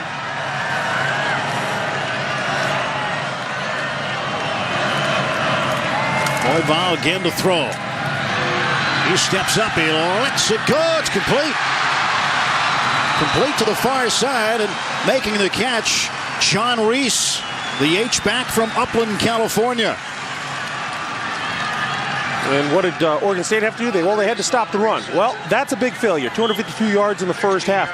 And they had to get all their weapons involved, and that they've done pretty well. 8 different receivers have caught the ball, spread the ball around, but unfortunately, Oregon executing the game plan and the things they had to do, they've done.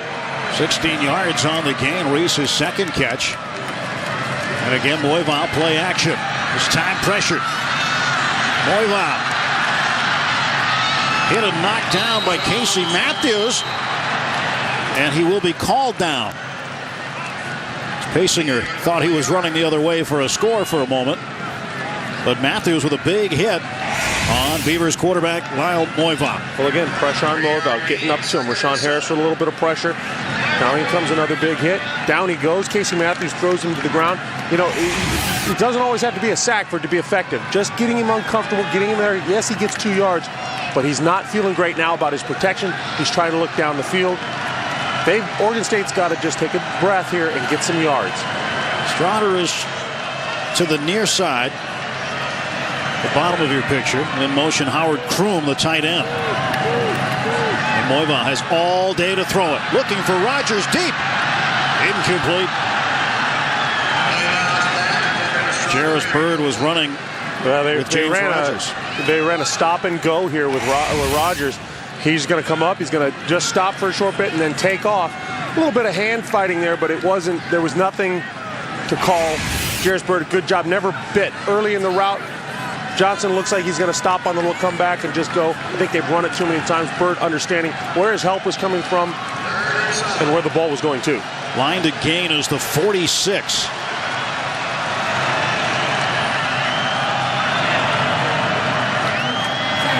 Moival fires that way. Incomplete. Trying to find Shane Morales, but the ball thrown behind him. And time to punt for Oregon State. A very, very important drive. You needed to come away with something on that first drive of the third quarter. They don't. Now, look for Oregon to put that nail in the coffin now. They realize how important it is as well. They're going to switch field position right here on this punt, if possible, and then watch out for quick strike offense from Oregon, trying to put that nail right in the coffin. Jarris Bird waiting back at the 20-yard line for the kick from Johnny Hecker.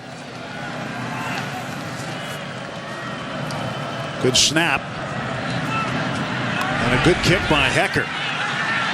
Bird hit before he could make the fair catch.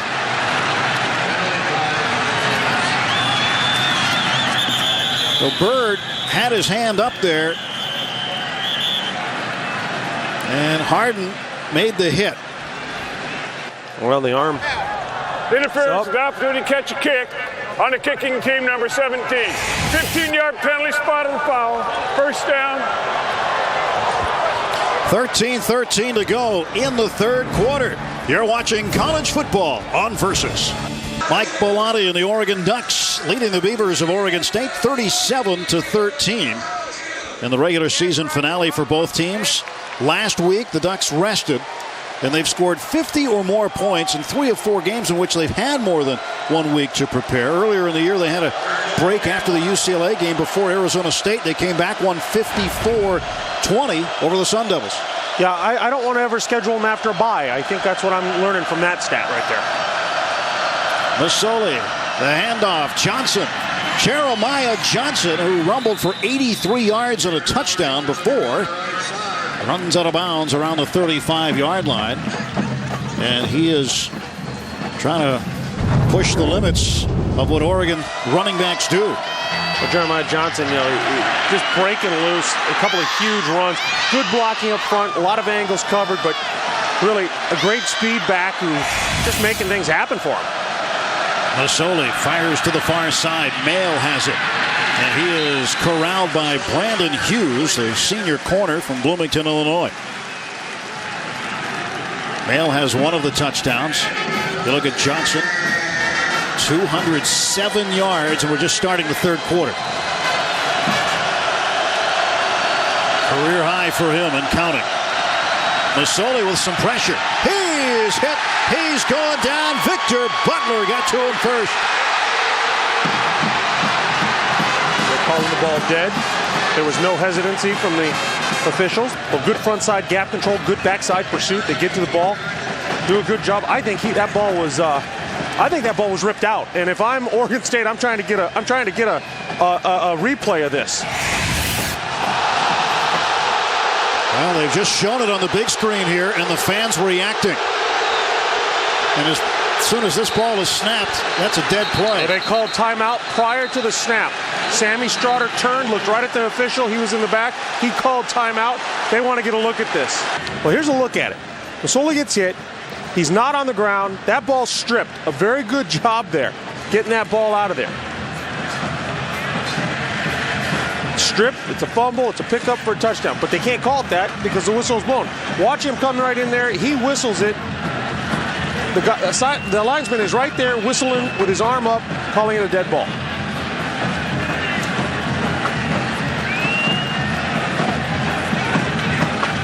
After review, it was determined that this play is not a reviewable play. Forward progress is not reviewable.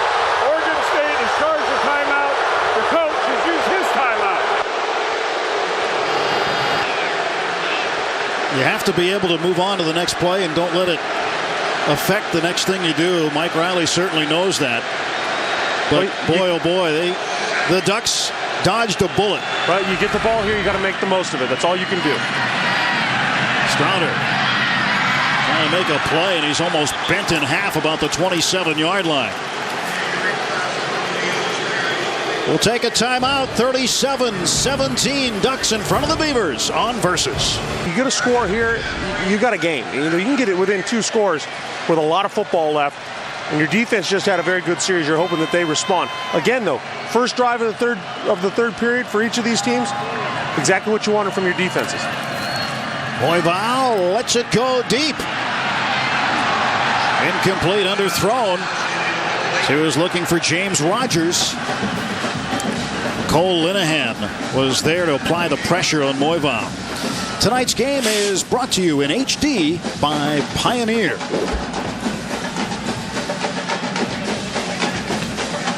(37-17). Oregon with a big first half, rolling up better than 440 yards of offense. They've got 434 right now. Crowd has quieted down because of the Ducks' advantage. They were loud at the beginning. Now here's McCants trying to make a play, and McCants ends up being knocked down. And that's a young mistake by McCants. It's a nice run, but he probably gets 3 or 4 more if he doesn't make that second cut. That's where he thinks he's young, and he thinks he's faster than everybody else out there. But you're just not. Cut up field, get yourself 3 or 4 more yards. But you got a glimpse of what they see in that kid McCants, how good he might be. One of the captains of the Ducks, Patrick Chung, making a tackle again. He's had to be a hero in open field. Jeremy Francis in at the tailback spot on 3rd and 6. Moival over the middle. That's caught for a first down. And it's Reese, his 3rd catch. The H-back, 6'3", 240-pound junior John Reese. Well, Moival once again going middle of the field, over the linebackers, under the safeties. He's doing it a lot. He's finding that spot. There's a big void in the middle of this defense right now that they've exploited all night. They just haven't gone back to it enough. And you have to wonder, when is Oregon going to make the adjustment and take that away? Receivers stacked on the near side of the bottom of your screen. Rogers now goes into the slot. And McCants running straight up and straight ahead. He is a big target. He's a much bigger target than Jaquiz Rogers, who's out tonight. Okay, 6'1", 240, got some good leg drive. If anything, he probably stands a little too tall when he runs. But they said the same thing about Eric Dickerson, didn't they? They did. We talked to Quiz yesterday outside of the football center here. Said that when he got hit last week in the first quarter of the Arizona game, he didn't feel it right away. And then That shoulder injury kind of takes a minute or two to start stinging. He thought it was a stinger.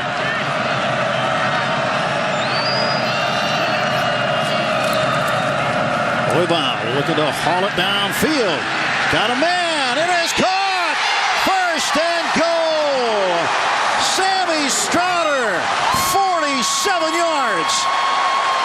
Well, they ran that skinny post with him, and underneath they ran a dig. That drew the safety up. There was nobody there. The safety couldn't get back over the top. They finally come up with a little something. The adjustment was made by Oregon, and they get after him with Sammy Stroughter over the top. Third catch for Stroughter. He's now third all time at Oregon State in catches.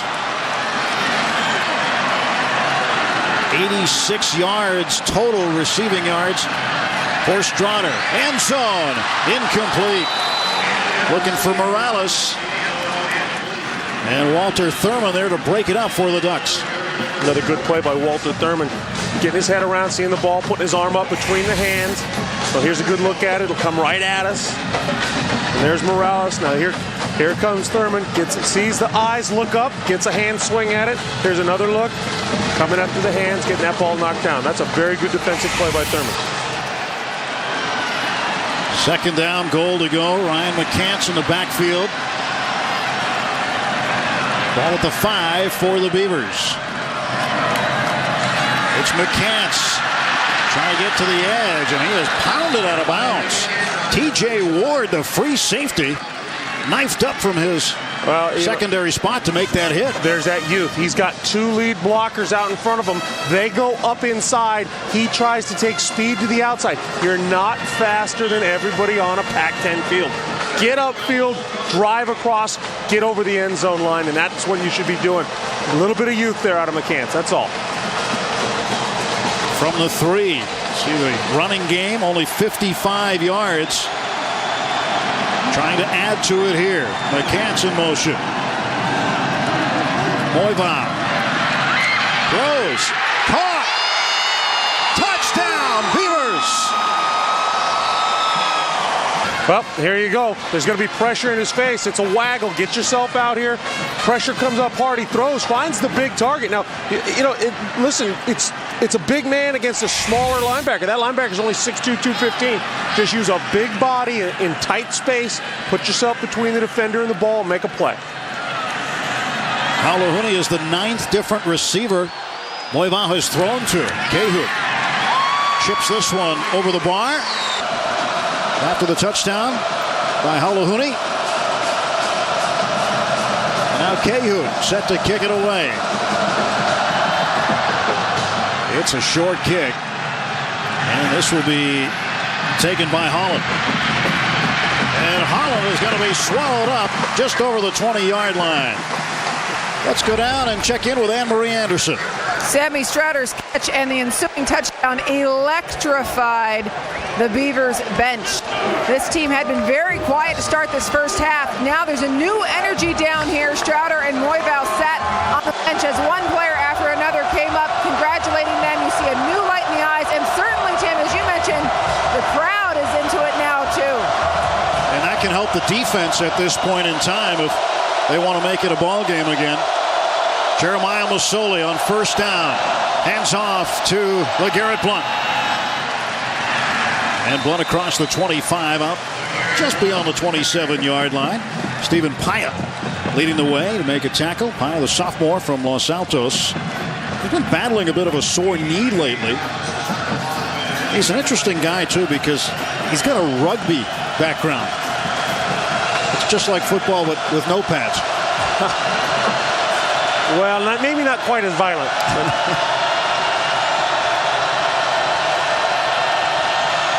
Second down and 6 following the 4-yard run by Blount.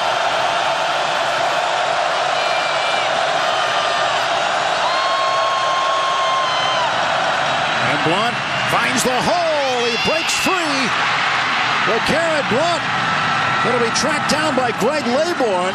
Another big play allowed by the Oregon State defense as Oregon continues to run all over the field here in Corvallis. Well, when you take a look here, what you're going to see is a crash. When he crashes, that's where the hole opens up. Watch the end, crash the line of scrimmage. When he does, gets outside and he's off to the run, races. He gets a big-time block from his right guard, Mark Lewis, out on the backer. That opens up things. Watch him run. 46 yards on the carry. Blunt now 7 carries for 80 yards. Masoli in the offense looking to the sideline. They've gone to the spread option offense 4 years ago. Mike Bellotti was talking to us about it the other day, saying that now they've just gone from being part-time no-huddle to a full-time no-huddle team. What they've done is they've gone to the big back now. They've gone to LeGarrette Blunt, and they're just saying, you tackle this big body for a while. We'll tire you out here. Blunt running like a freight train. Keaton Christic, one of the orange jerseys there, assigned to bring him down.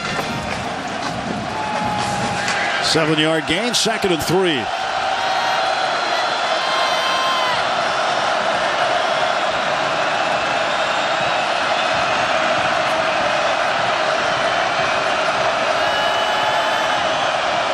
Masoli out of the gun again. And again, he'll give to Blunt. Blunt powers his way to the 14-yard line, running into Stephen Pyatt. Chip Kelly, the offensive coordinator for the Oregon Ducks, came from 1AA, or the FCS, with the University of New Hampshire. And while he was there, they became a 1AA powerhouse. And he really had one of the top offenses in the nation, with some exciting athletic players. And remember, when they hired him to Oregon, it was almost in the dark. People didn't really know what to make of that hire. And now they're seeing it come to fruition. And he's a name you're going to see on people's lists in the coming years. I know Oregon fans don't want to hear that, but he is. Masoli with room to run. Jeremiah Masoli, touchdown. 14-yard run for the Oregon quarterback.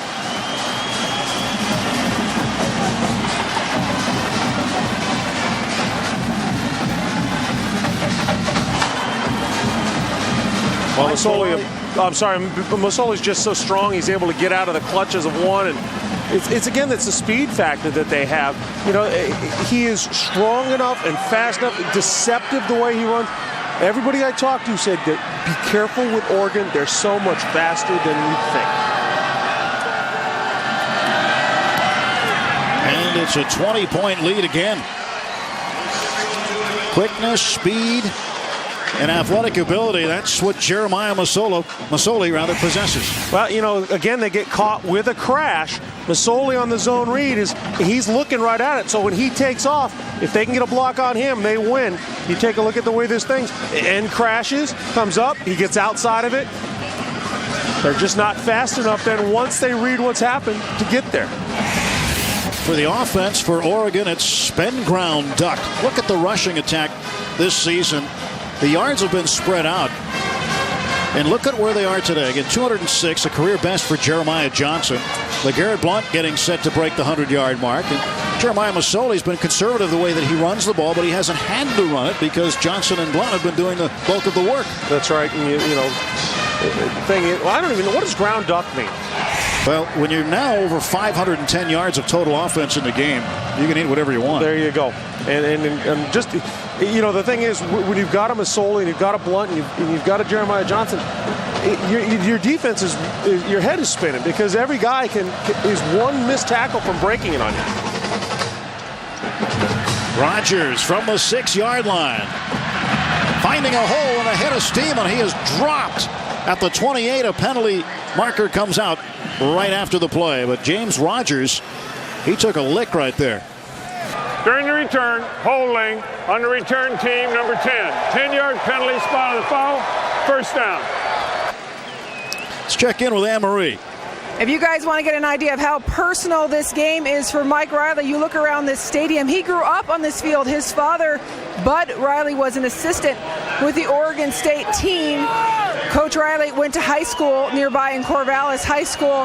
He, in fact, even had a summer job here at the stadium, and he told us yesterday from his office right there that he was taping, that he painted these railings himself. The railings are behind. They didn't used to be orange until Riley got here, and that ball is overthrown by Moiva. They said they were gray, and then they hired him on a summer job to come up here and paint them. Yeah, Coach said, you know, it's not that easy painting these railings. You got to go all the way around. But he was very pleased. His office is right there. He looked straight out at this, and he said he was pleased that his handiwork still held up. Of course, they've repainted them since then, but he was the original. They got a fresh coat and more recently here when they added on to the stadium and added a lot of amenities here.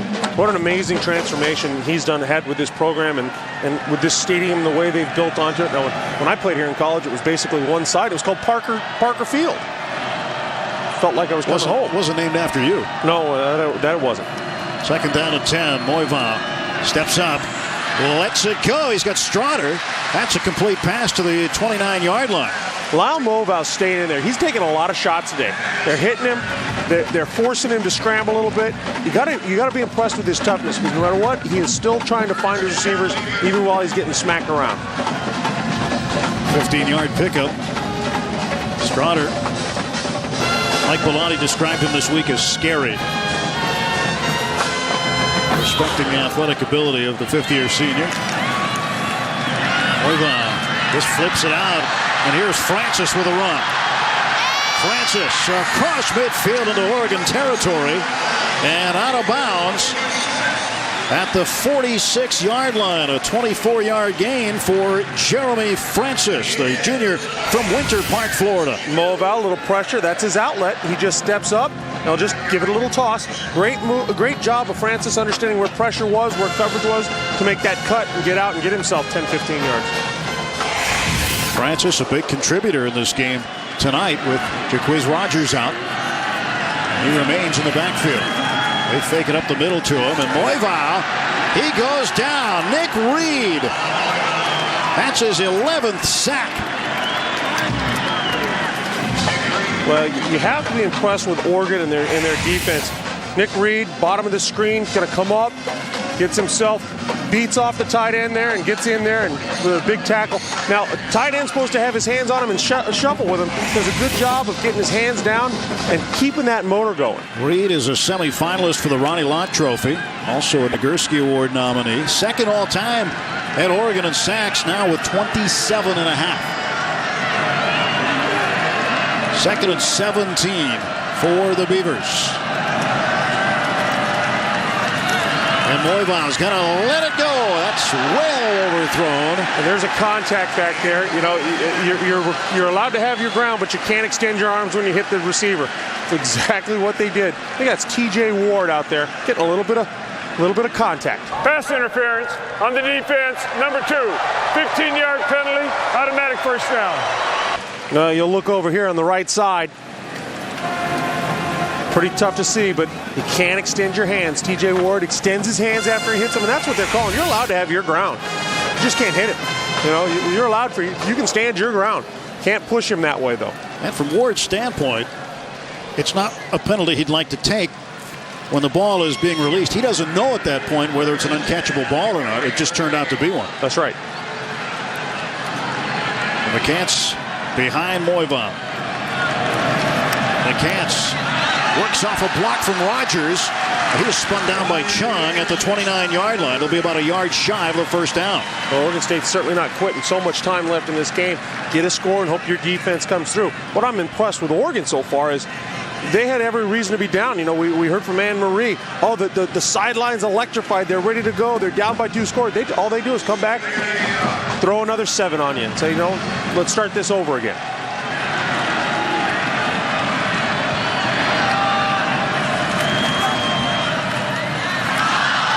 Francis picks it up.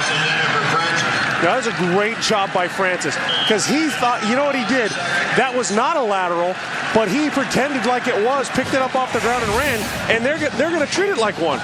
You take a look. This is not a lateral. This ball's going forward. It hits the ground, he picks it up, and off he goes. They should review it. If Oregon's smart, they'll throw a challenge flag and review it. But in reality, they just got away with one. Oregon State wants to snap this football in a hurry. Yes, they do.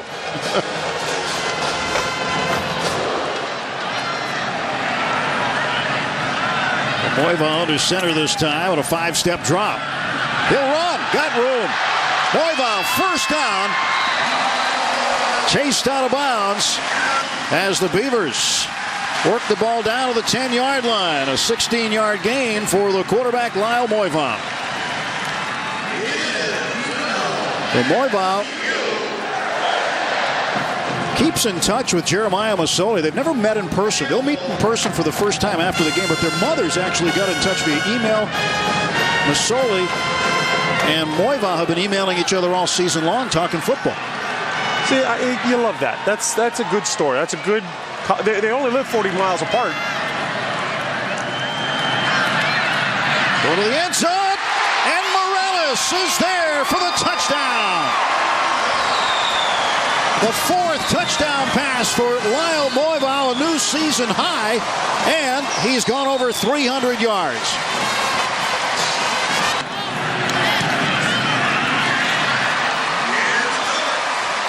Oregon holding the series lead here, 55-46-10. The winner of this game was the home team from 97 to 2006. That string was broken last year. And Eugene, just 40 miles south of Corvallis. First game played in 1894. They actually had to take a break in the series early on because there were too many fights at the train station. I love it. When they were traveling back and forth. Give you an idea how long ago it was, because no one's taking the train. Not in this part of the world, and not sometimes. Judging from the parking lot, nobody took the train today. 2 scores the difference right now, 44-31. Reser Stadium rocking tonight in Corvallis, Oregon. With Glenn Parker, I'm Tim Neverett. Anne Marie Anderson roaming the sidelines for us tonight on Versus. Well, Corvallis, means heart of the valley. I don't know if you knew that. Heart of the valley. We're here in the Willamette Valley here. I try to bring something new to every time we work together, Tim. You are like the Cliff Clavin of football. Well, I don't know. I don't know much about football. It's a problem. It's all the stuff around it I kind of get. Glenn Parker went to 5 Super Bowls. And are you the only living guy with 5 Super Bowl losses? No. Believe it or not, we got a flag down. Penalty marker is out, and the return goes to the 20. Illegal block in the back during the return, number 53. After this is to go from foul to foul, that'll be 1. And now the Ducks working in the shadow of their own goalpost. The football at the 9. Masoli hands to Johnson. Jeremiah Johnson dancing through the defense out to the 14-yard line. That's just smart football. You're on your own 9. Hand the ball off. Run north and south. Just get yourself 4 yards, 5 yards, whatever you can. You don't try to be a hero. Just get what you can. Those big plays come when everybody just does the right thing.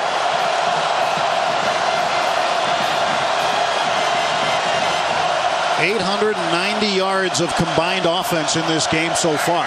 And we have a lot of football to play.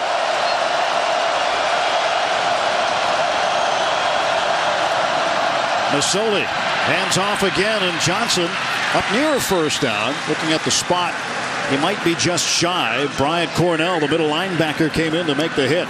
Yeah, he filled a lot of ground pretty fast to stop that from becoming a first down. Bryant Cornell, good job there. Getting into that gap, firing through. 3rd and short.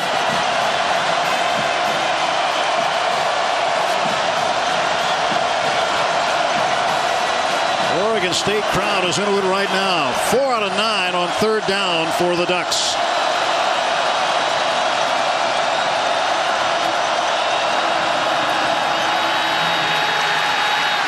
The spot will give him the first down. And Mike Bellotti knows his team could use another score because there's still a lot of time left. A quarter and 1:05 and change.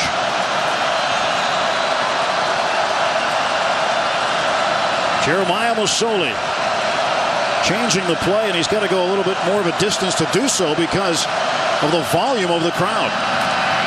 Johnson up the middle. A penalty marker is out. And Bryant Cornell, the first guy to get to the Oregon running back, Jeremiah Johnson.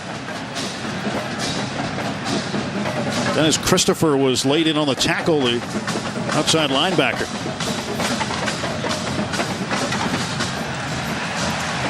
They got Max. Max was in there, and he's hard to miss. He's a big guy.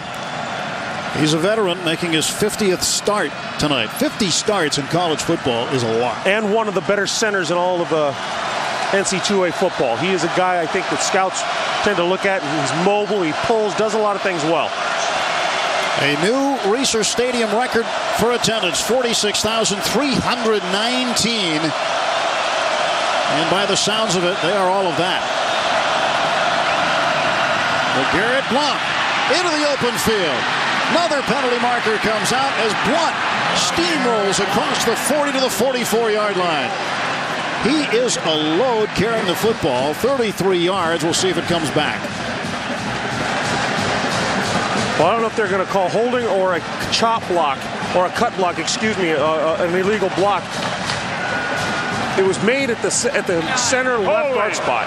On the offense. After this is the goal from the previous spot, still first down. Yeah, I think they got both ran.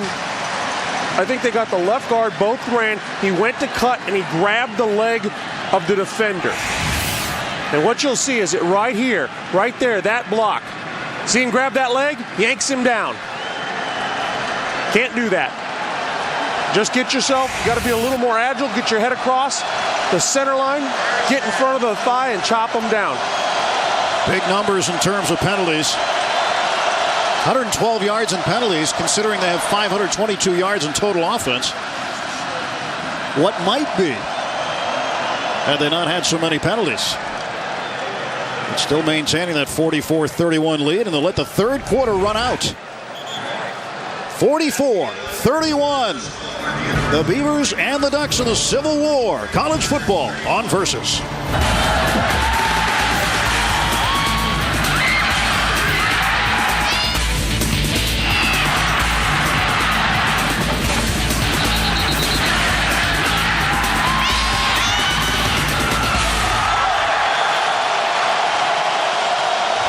Fourth quarter is set to begin at Reser Stadium with Glenn Parker. I'm Tim Neverett. And Masoli with a big run. Terrific technique out of the quarterback position as he had everybody fooled. He runs for 11 yards on a play in which Oregon State, following the Oregon penalty, had a chance to really pin him deep. Yeah, and you know, smart play, because 1st and 25, you're not looking to make the big one. You're looking to get a few yards. You get yourself 12. Ed Dixon, Jason Williams out of the perimeter. Great blocking job by your tight end and the wide receiver to get some yards. And Mike Riley and the Beavers, 13 points down to start the fourth quarter. They need a defensive stop if they want to have any prayer of going to the Rose Bowl. And Masoli just runs out of bounds again.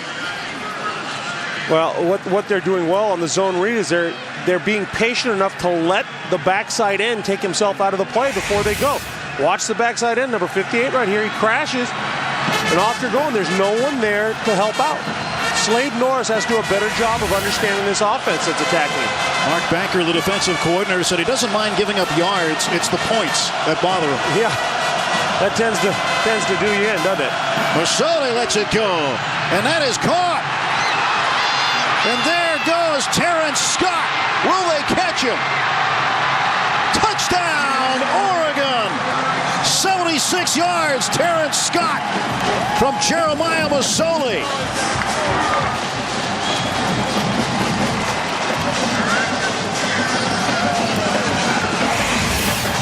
Well, here's a good one-on-one. You'll take a look.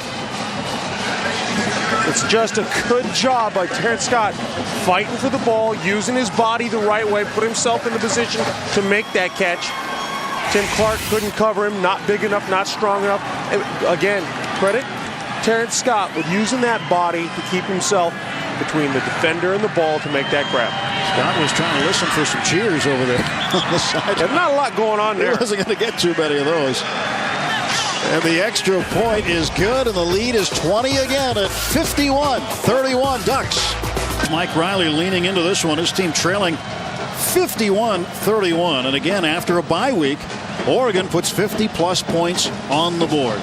Yeah, Mike Velotti and his Chip Kelly and this group, they offensively, they're just so many weapons and so much speed. Short kick, 15-yard line, James Rogers. And Rogers gets away from one man. Penalty marker comes out back of the 25. Well, it was a face mask. He got his face yanked right to the ground, and And they saw this one. So they'll add on some yards at the end of this one. And the Oregon State Beavers needing a quick strike here. Oiba on the run. Throws sideline. And that is a good catch. Nope. It looked as though they were going to mark it as a good catch, but Rogers did not have control as it went out of bounds. Let's take a look at the Volkswagen in-game recap. See the number of points. Look at the rushing yards, 356 to 76. You know, my math's a little fuzzy, but doesn't that add up to about 996 yards of offense so far in 3 quarters? Holy cow. I suspect we're going over $1,000 here in just a little bit. I would think so.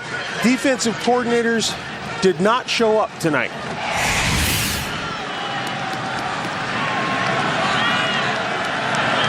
It is 2nd and 10 for Oregon State. Oiba releases, and that is caught by Strotter for a first down. Up at the 50, they'll spot it at the 49-yard line.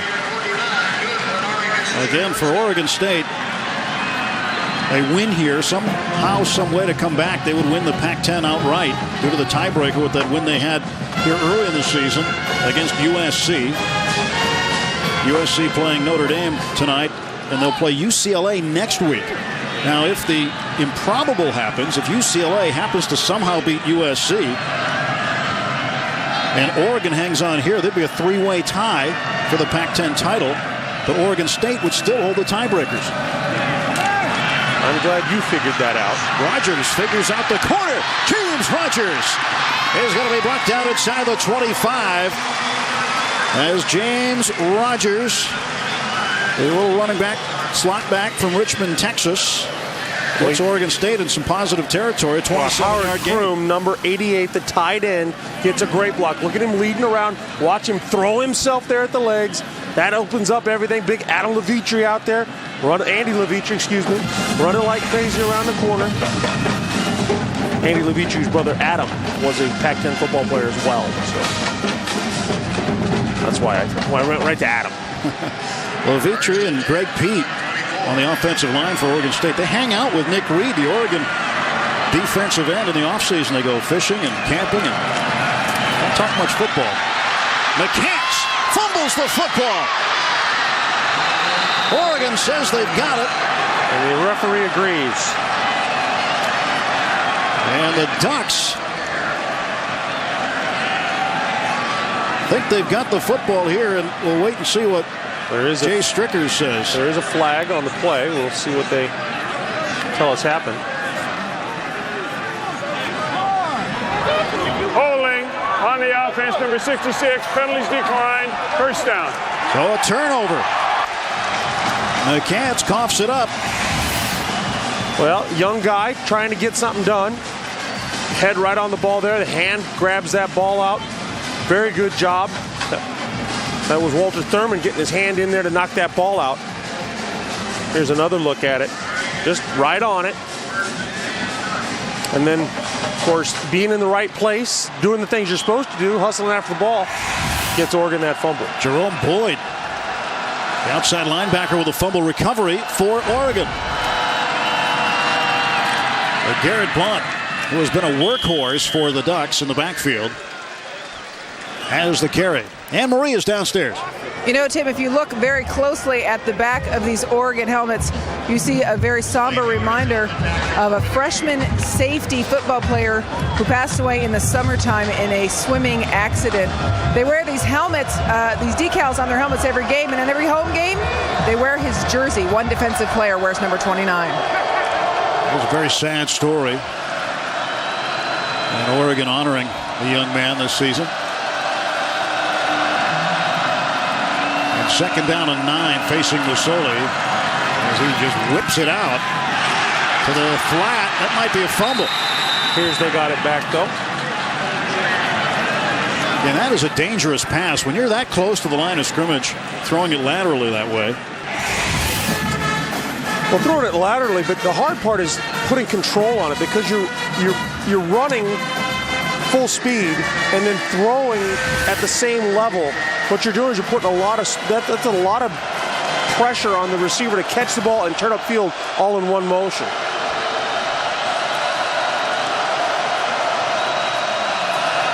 Ducks changing the play, and Masoli has to make sure everybody hears the same thing. Masoli on the quarterback draw. Ball is loose. Oregon recovers at the 25-yard line, but a penalty marker's resting back at the 9. Well, here's your play. They're going to call Big Fenoki Tapo with the hold, I have a feeling, and then a great job of stripping that ball out. Now you got to come down with it. Now you got to be there. Then kicks out, spins around, and Jeremiah Masoli comes back up with it. But I think they're going to get big number 57 with a hold. Got his hands outside the framework of the body and grabbed the little jersey. Holding. Offense, number 57. Penalties declined. Down is 4. Now, you wish you didn't even have to decline it. You wish you had the ball instead, but you'll get it here on a punt and hope your special teams come up with something for you and change the field. And again, it's got to be quick strike, down by 3 scores.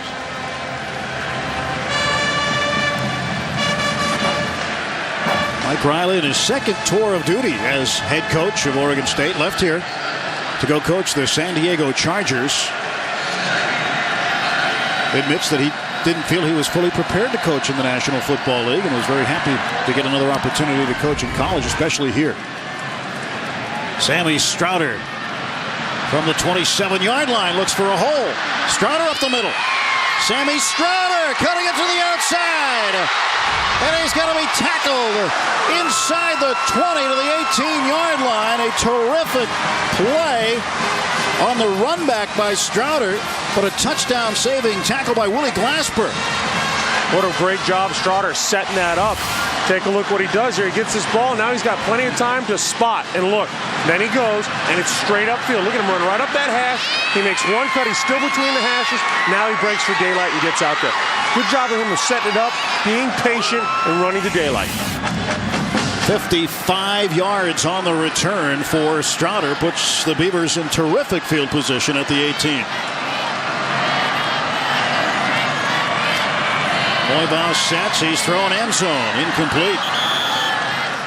Takes another shot for his trouble. Moibaugh out in the flat to Chris Johnson. And Johnson is going to be bumped down by Jerome Boyd. Well, with an incomplete pass overthrown in the end zone, you come back with this. You put yourself in a bind now. 3rd and 9. Maybe 3rd and 10 still. You've got to come up with something. You know, they too many times in the red zone. They've had too many problems scoring, getting the ball in. 3rd down hasn't been the greatest for Oregon State either. 7 out of 13 on 3rd down conversions, and they're looking at 3rd and 10. Need to get to the 8-yard line. Moibaugh throws it into the ground. He ran out of options. Well, he was running the screen out there to Francis, but I'll tell you right now, Nick Reed, number 49, did a great job spying it, finding the running back Francis, and getting into the passing lane and covering him. Really good job of defense that time by the Ducks. And no time to kick here on 4th down. Need the 1st down or the touchdown. And Moibaugh will have Jeremy Francis in the backfield with him. On 4th and 10.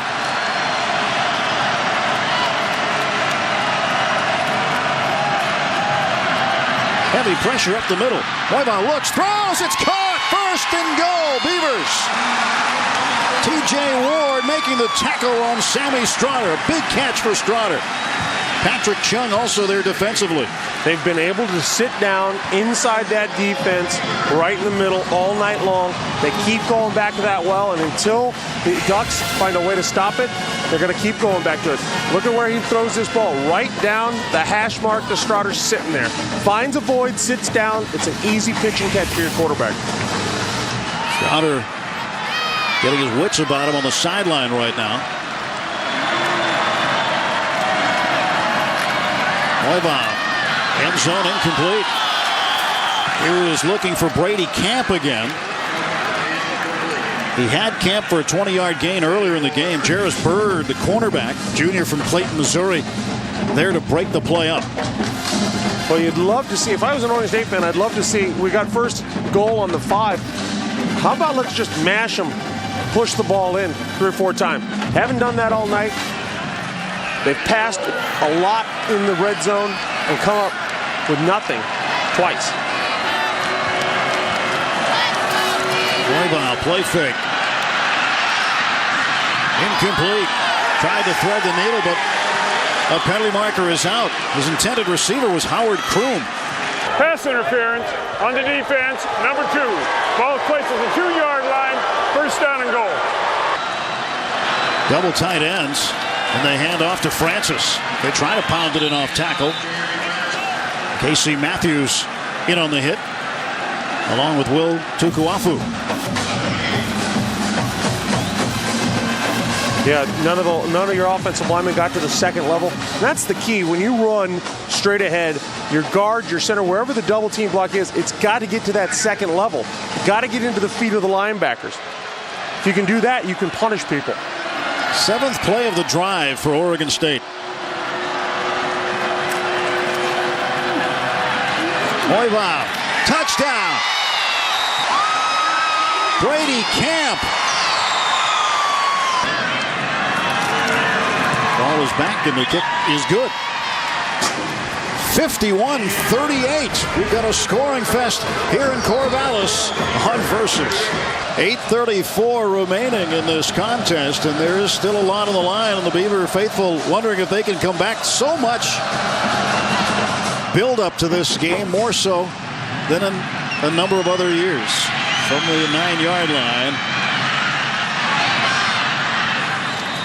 And Oregon will have decent field position across the 25. Injury report from Anne Marie. We started this game with Jaquiz Rogers out. Now his brother James Rogers joins him with a shoulder injury. The trainer tells me he is out for the rest of this game as well. Let's see where it happened. Well, here you go. It was on that long return. Gets taken down to the ground, lands right on the left shoulder with a body up on top of him. James Rogers, who had the winning touchdown in overtime last year, a 25-yard run off a fly sweep, is done for the game. LeGarrette Blount splitting the middle, and he rumbles near a first down. He'll be just a bit short at the 37.5-yard line. LeGarrette Blount now goes over 100 yards. 219 yards for Jeremiah Johnson, 103 yards for LeGarrette Blount. This running game has absolutely been rolling.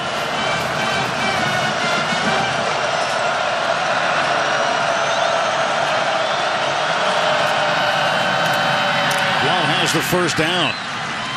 Well, you talk to the Oregon coaches, and they'll all tell you, we are a running team first. Chip Kelly, offensive coordinator in his second year, has found ways to get this team moving the ball. I asked him about why he thinks his offense is so good. He said they've been pretty lucky with the kind of athletes that they have. They've adjusted very well to running the spread option. And as a result, they're just rolling up yards. 636 total yards of offense so far. Blount carrying some defenders. Isaiah Cook ended up chasing him down. And this is where, if you're the defensive coordinator, Mark Banker for Oregon State, you got to be so careful, because you try to bring your normal spot here would be to bring a little pressure. You don't pressure much, but you're sitting here at second down in the 40s. But any mistake in gap control can cost you a huge gain against this team. One thing too, Oregon State's defense is not necessarily in the blitz business. They don't blitz an awful lot. Masoli finds a gap and runs through it. And he's 2 yards shy of the 50-yard line stripe. If you recall, on earlier in the game, there was a bit of pressure applied by your corner. They rolled a safety, and when they did, that was the gap that was hit, and it was good for a huge gain by Jeremiah Johnson. And Banker knows, and anybody who works to put a game plan together against the spread option knows that depending on where that tailback lines up, there's going to be another side of the field that's going to be completely useless. They're going to go to one side and hit either 1 or 3 or 1 of 4 gaps. It's just a matter of finding the right one. And Blount is knocked down. Bryant Cornell hit him from the side, but LeGarrette Blount picks up another Oregon first down, and the clock continues to move. Of course, what you said there is based on tendencies, and if you break tendencies, then that other half of the field can be used. You know, that's why you zone read. You self-scout yourself, and that's how you can beat teams. And when you've seen Masoli wide open running to the outside, that's why everybody's pinched in on the tailback.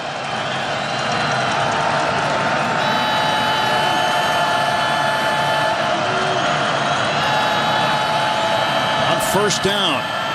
LeGarrette Blount rumbling inside the 45 down to the 44-yard line. So you get the feeling that Coach Bellotti and Chip Kelly have said, we got the ball with 8 minutes to play, and we're going to run an 8-minute offense. We're going to bring in our biggest back, and we're going to pound you at 3 or 4 yards to carry here and see if we can't eat up all the clock before this game is over.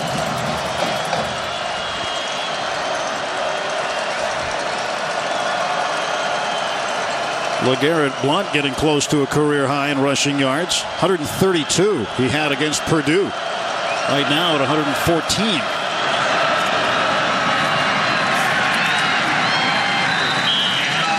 And if this keeps up, he might get there. Slade Norris, right defensive end, came up to make the initial hit. Norris has been one of the best defensive players for Oregon State over the last 8 games or so. He is 4th in career sacks in Corvallis with 16 and a half. Third down and 7. And here come the Beavers off the edge. Masoli runs around it. Throws downfield. He's got a man wide open. Ed Dixon. And Dixon is into the end zone. Touchdown. Well, credit Ed Dixon, credit Masoli, keeping the play alive. Masoli's trying to get to where he can get to that edge. He keeps his eyes downfield. And all Dixon does is, after he runs the scramble drill, he takes off vertically. Watch here. Watch Dixon. He's running the scramble drill. Now he realizes I got to get vertical. And Masoli, eyes down the field the entire time, finds him. Great job by Dixon, but even a better job of Masoli keeping his eyes open, not simply being content to run out of bounds and let the play end. Saw Al Alfalava try to poke that ball free from behind, but Dixon just a step in front of him. And the extra point is good. So Ed Dixon dampens this party in Corvallis as the Ducks have gone in front again by 20 on Versus. And Oregon in this rivalry game, all the players say they would like to do nothing more than to prevent Oregon State from going. Well, that's going to be fallen on at the 50-yard line. That's a heads-up play. It's a squib kick, and it hits you right in the guts. What do? You fall on it. Pac-10 standings right now. The other games, aside from this one and the USC-Notre Dame game, they're in progress.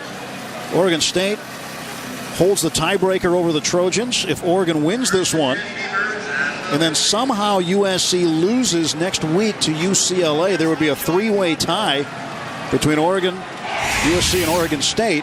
And Oregon State would have the tiebreaker. Yeah, you think they'll be watching that game? They still have a chance. Thinking to themselves, there's a rivalry game and anything can happen. Oiva going for Morales. That's incomplete. And certainly USC has had a much better season than UCLA in Rick Neuheisel's first year, but we've seen it before where some strange things have happened in that last game. That's also a rivalry game. Big one next week. Well over 1,000 total yards in this game. Oregon piling up almost 700 of them themselves. Yeah, this is not old-time football. That's for certain. It's not the single wing. This is not 3 yards in a cloud of dust. Francis has the first down on the 39-yard line. You know, when Mike Riley played high school football at Corvallis High School, they ran the wishbone. He was an option quarterback. right here in town. Yeah, he goes a long way back here in Corvallis, and just hearing him tell the stories of being a kid around this university while his dad was coaching here, and he has a real appreciation for this program. His dad, Bud, very successful coach in Canada, the CFL. Mike coached himself up there. And Johnson with the catch runs out of bounds. Again, Rogers an injured shoulder. So both Jaquiz Rogers, who did not dress for this game, and now James Rogers out.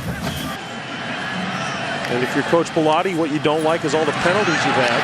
Nick Reed drops Moival. Just more of that pressure on Moival we talk about. What a show the Oregon offense has put on. Moival intercepted for the second time in the game. Spencer Paysinger. He's going to go. Touchdown. 66 yards. The second pick six for the Oregon Ducks. Well, what can you say? You know, you're trying to make things happen as a team. You drop back, you look, you think you've got that middle of the field open, and this time Paysinger was waiting for it. Was deep enough in his drop to make a break on that ball, grab it, and go. The petals have fallen off the rose for Oregon State. And Oregon pouring it on here in Corvallis.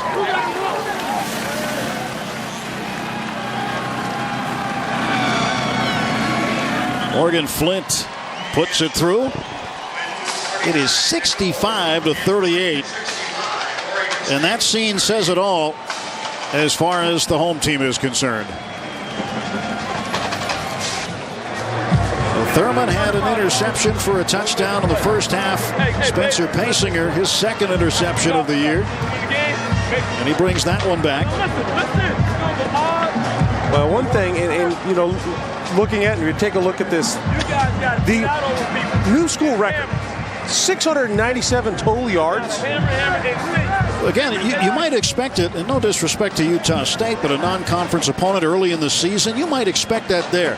But in your rivalry game, the one you circle when your schedule comes out, and the one that meant going to the Rose Bowl or not, all of those things, unexpected to be sure. But I will say this, you know, when we shown some pictures of guys with their heads down on the sidelines, they don't need their heads down. They got their helmet on, they came out and they put their hat in the ring. It's for the fans to hang their heads, not the players.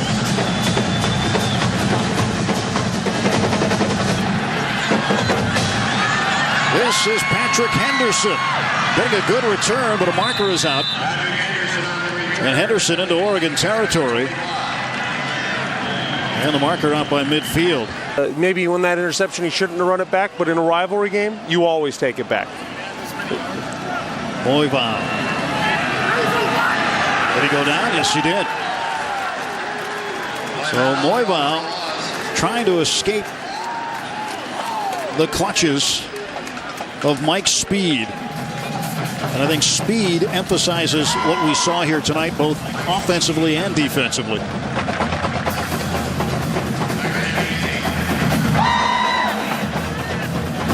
Moival down the middle. Got a man wide open. Strouder. Sammy Strouder. And he gets a hand from the crowd. He's had a phenomenal career here for the Beavers, and well-deserved hand from the crowd. He's a guy that, you know, he's made so many plays for this team over the years, and he's been a guy on returns and the big play last week against Arizona to get them in position to kick the field goal to win it. Sad to see him go out this way in his final game. Morales hit at the 30. And all Oregon State can do is try to move the ball downfield. It's a first down. Chains will move. Clock runs under 2 minutes.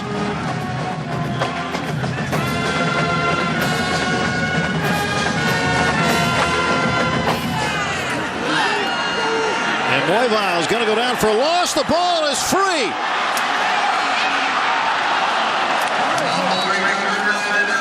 And Oregon has the football back. His first fumble recovery. And now Justin Roper is in at quarterback. for Oregon. Sophomore from Buford, Georgia, getting a chance to get some snaps at the end of this game. One that has gotten away from the home team. The Beavers with an opportunity to win the conference. They'll have to hope UCLA can pull off a miracle against USC, but USC has to feel pretty good about their chances of winning the Pac-10 title. Yeah, they just got to take care of business against UCLA, and they'll get their chance at the granddaddy of them all. Now, of course, USC very happy to get to that Rose Bowl.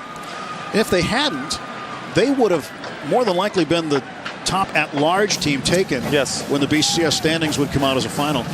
And which would have meant more money to everybody within the conference. To another bowl, you'd had 2 teams in the BCS. Yes. So you double the $17 million payout, and instead you'll have 1 team going. And there's also a team in Columbus, Ohio that's a little excited because they may move up. The Ohio State Buckeyes could move up and be that at-large team. So the clock's going to continue to wind, and Mike Bellotti gets a shower as they come to Corvallis, and Mike Bellotti's team knocks off the Beavers of Oregon State 65-38.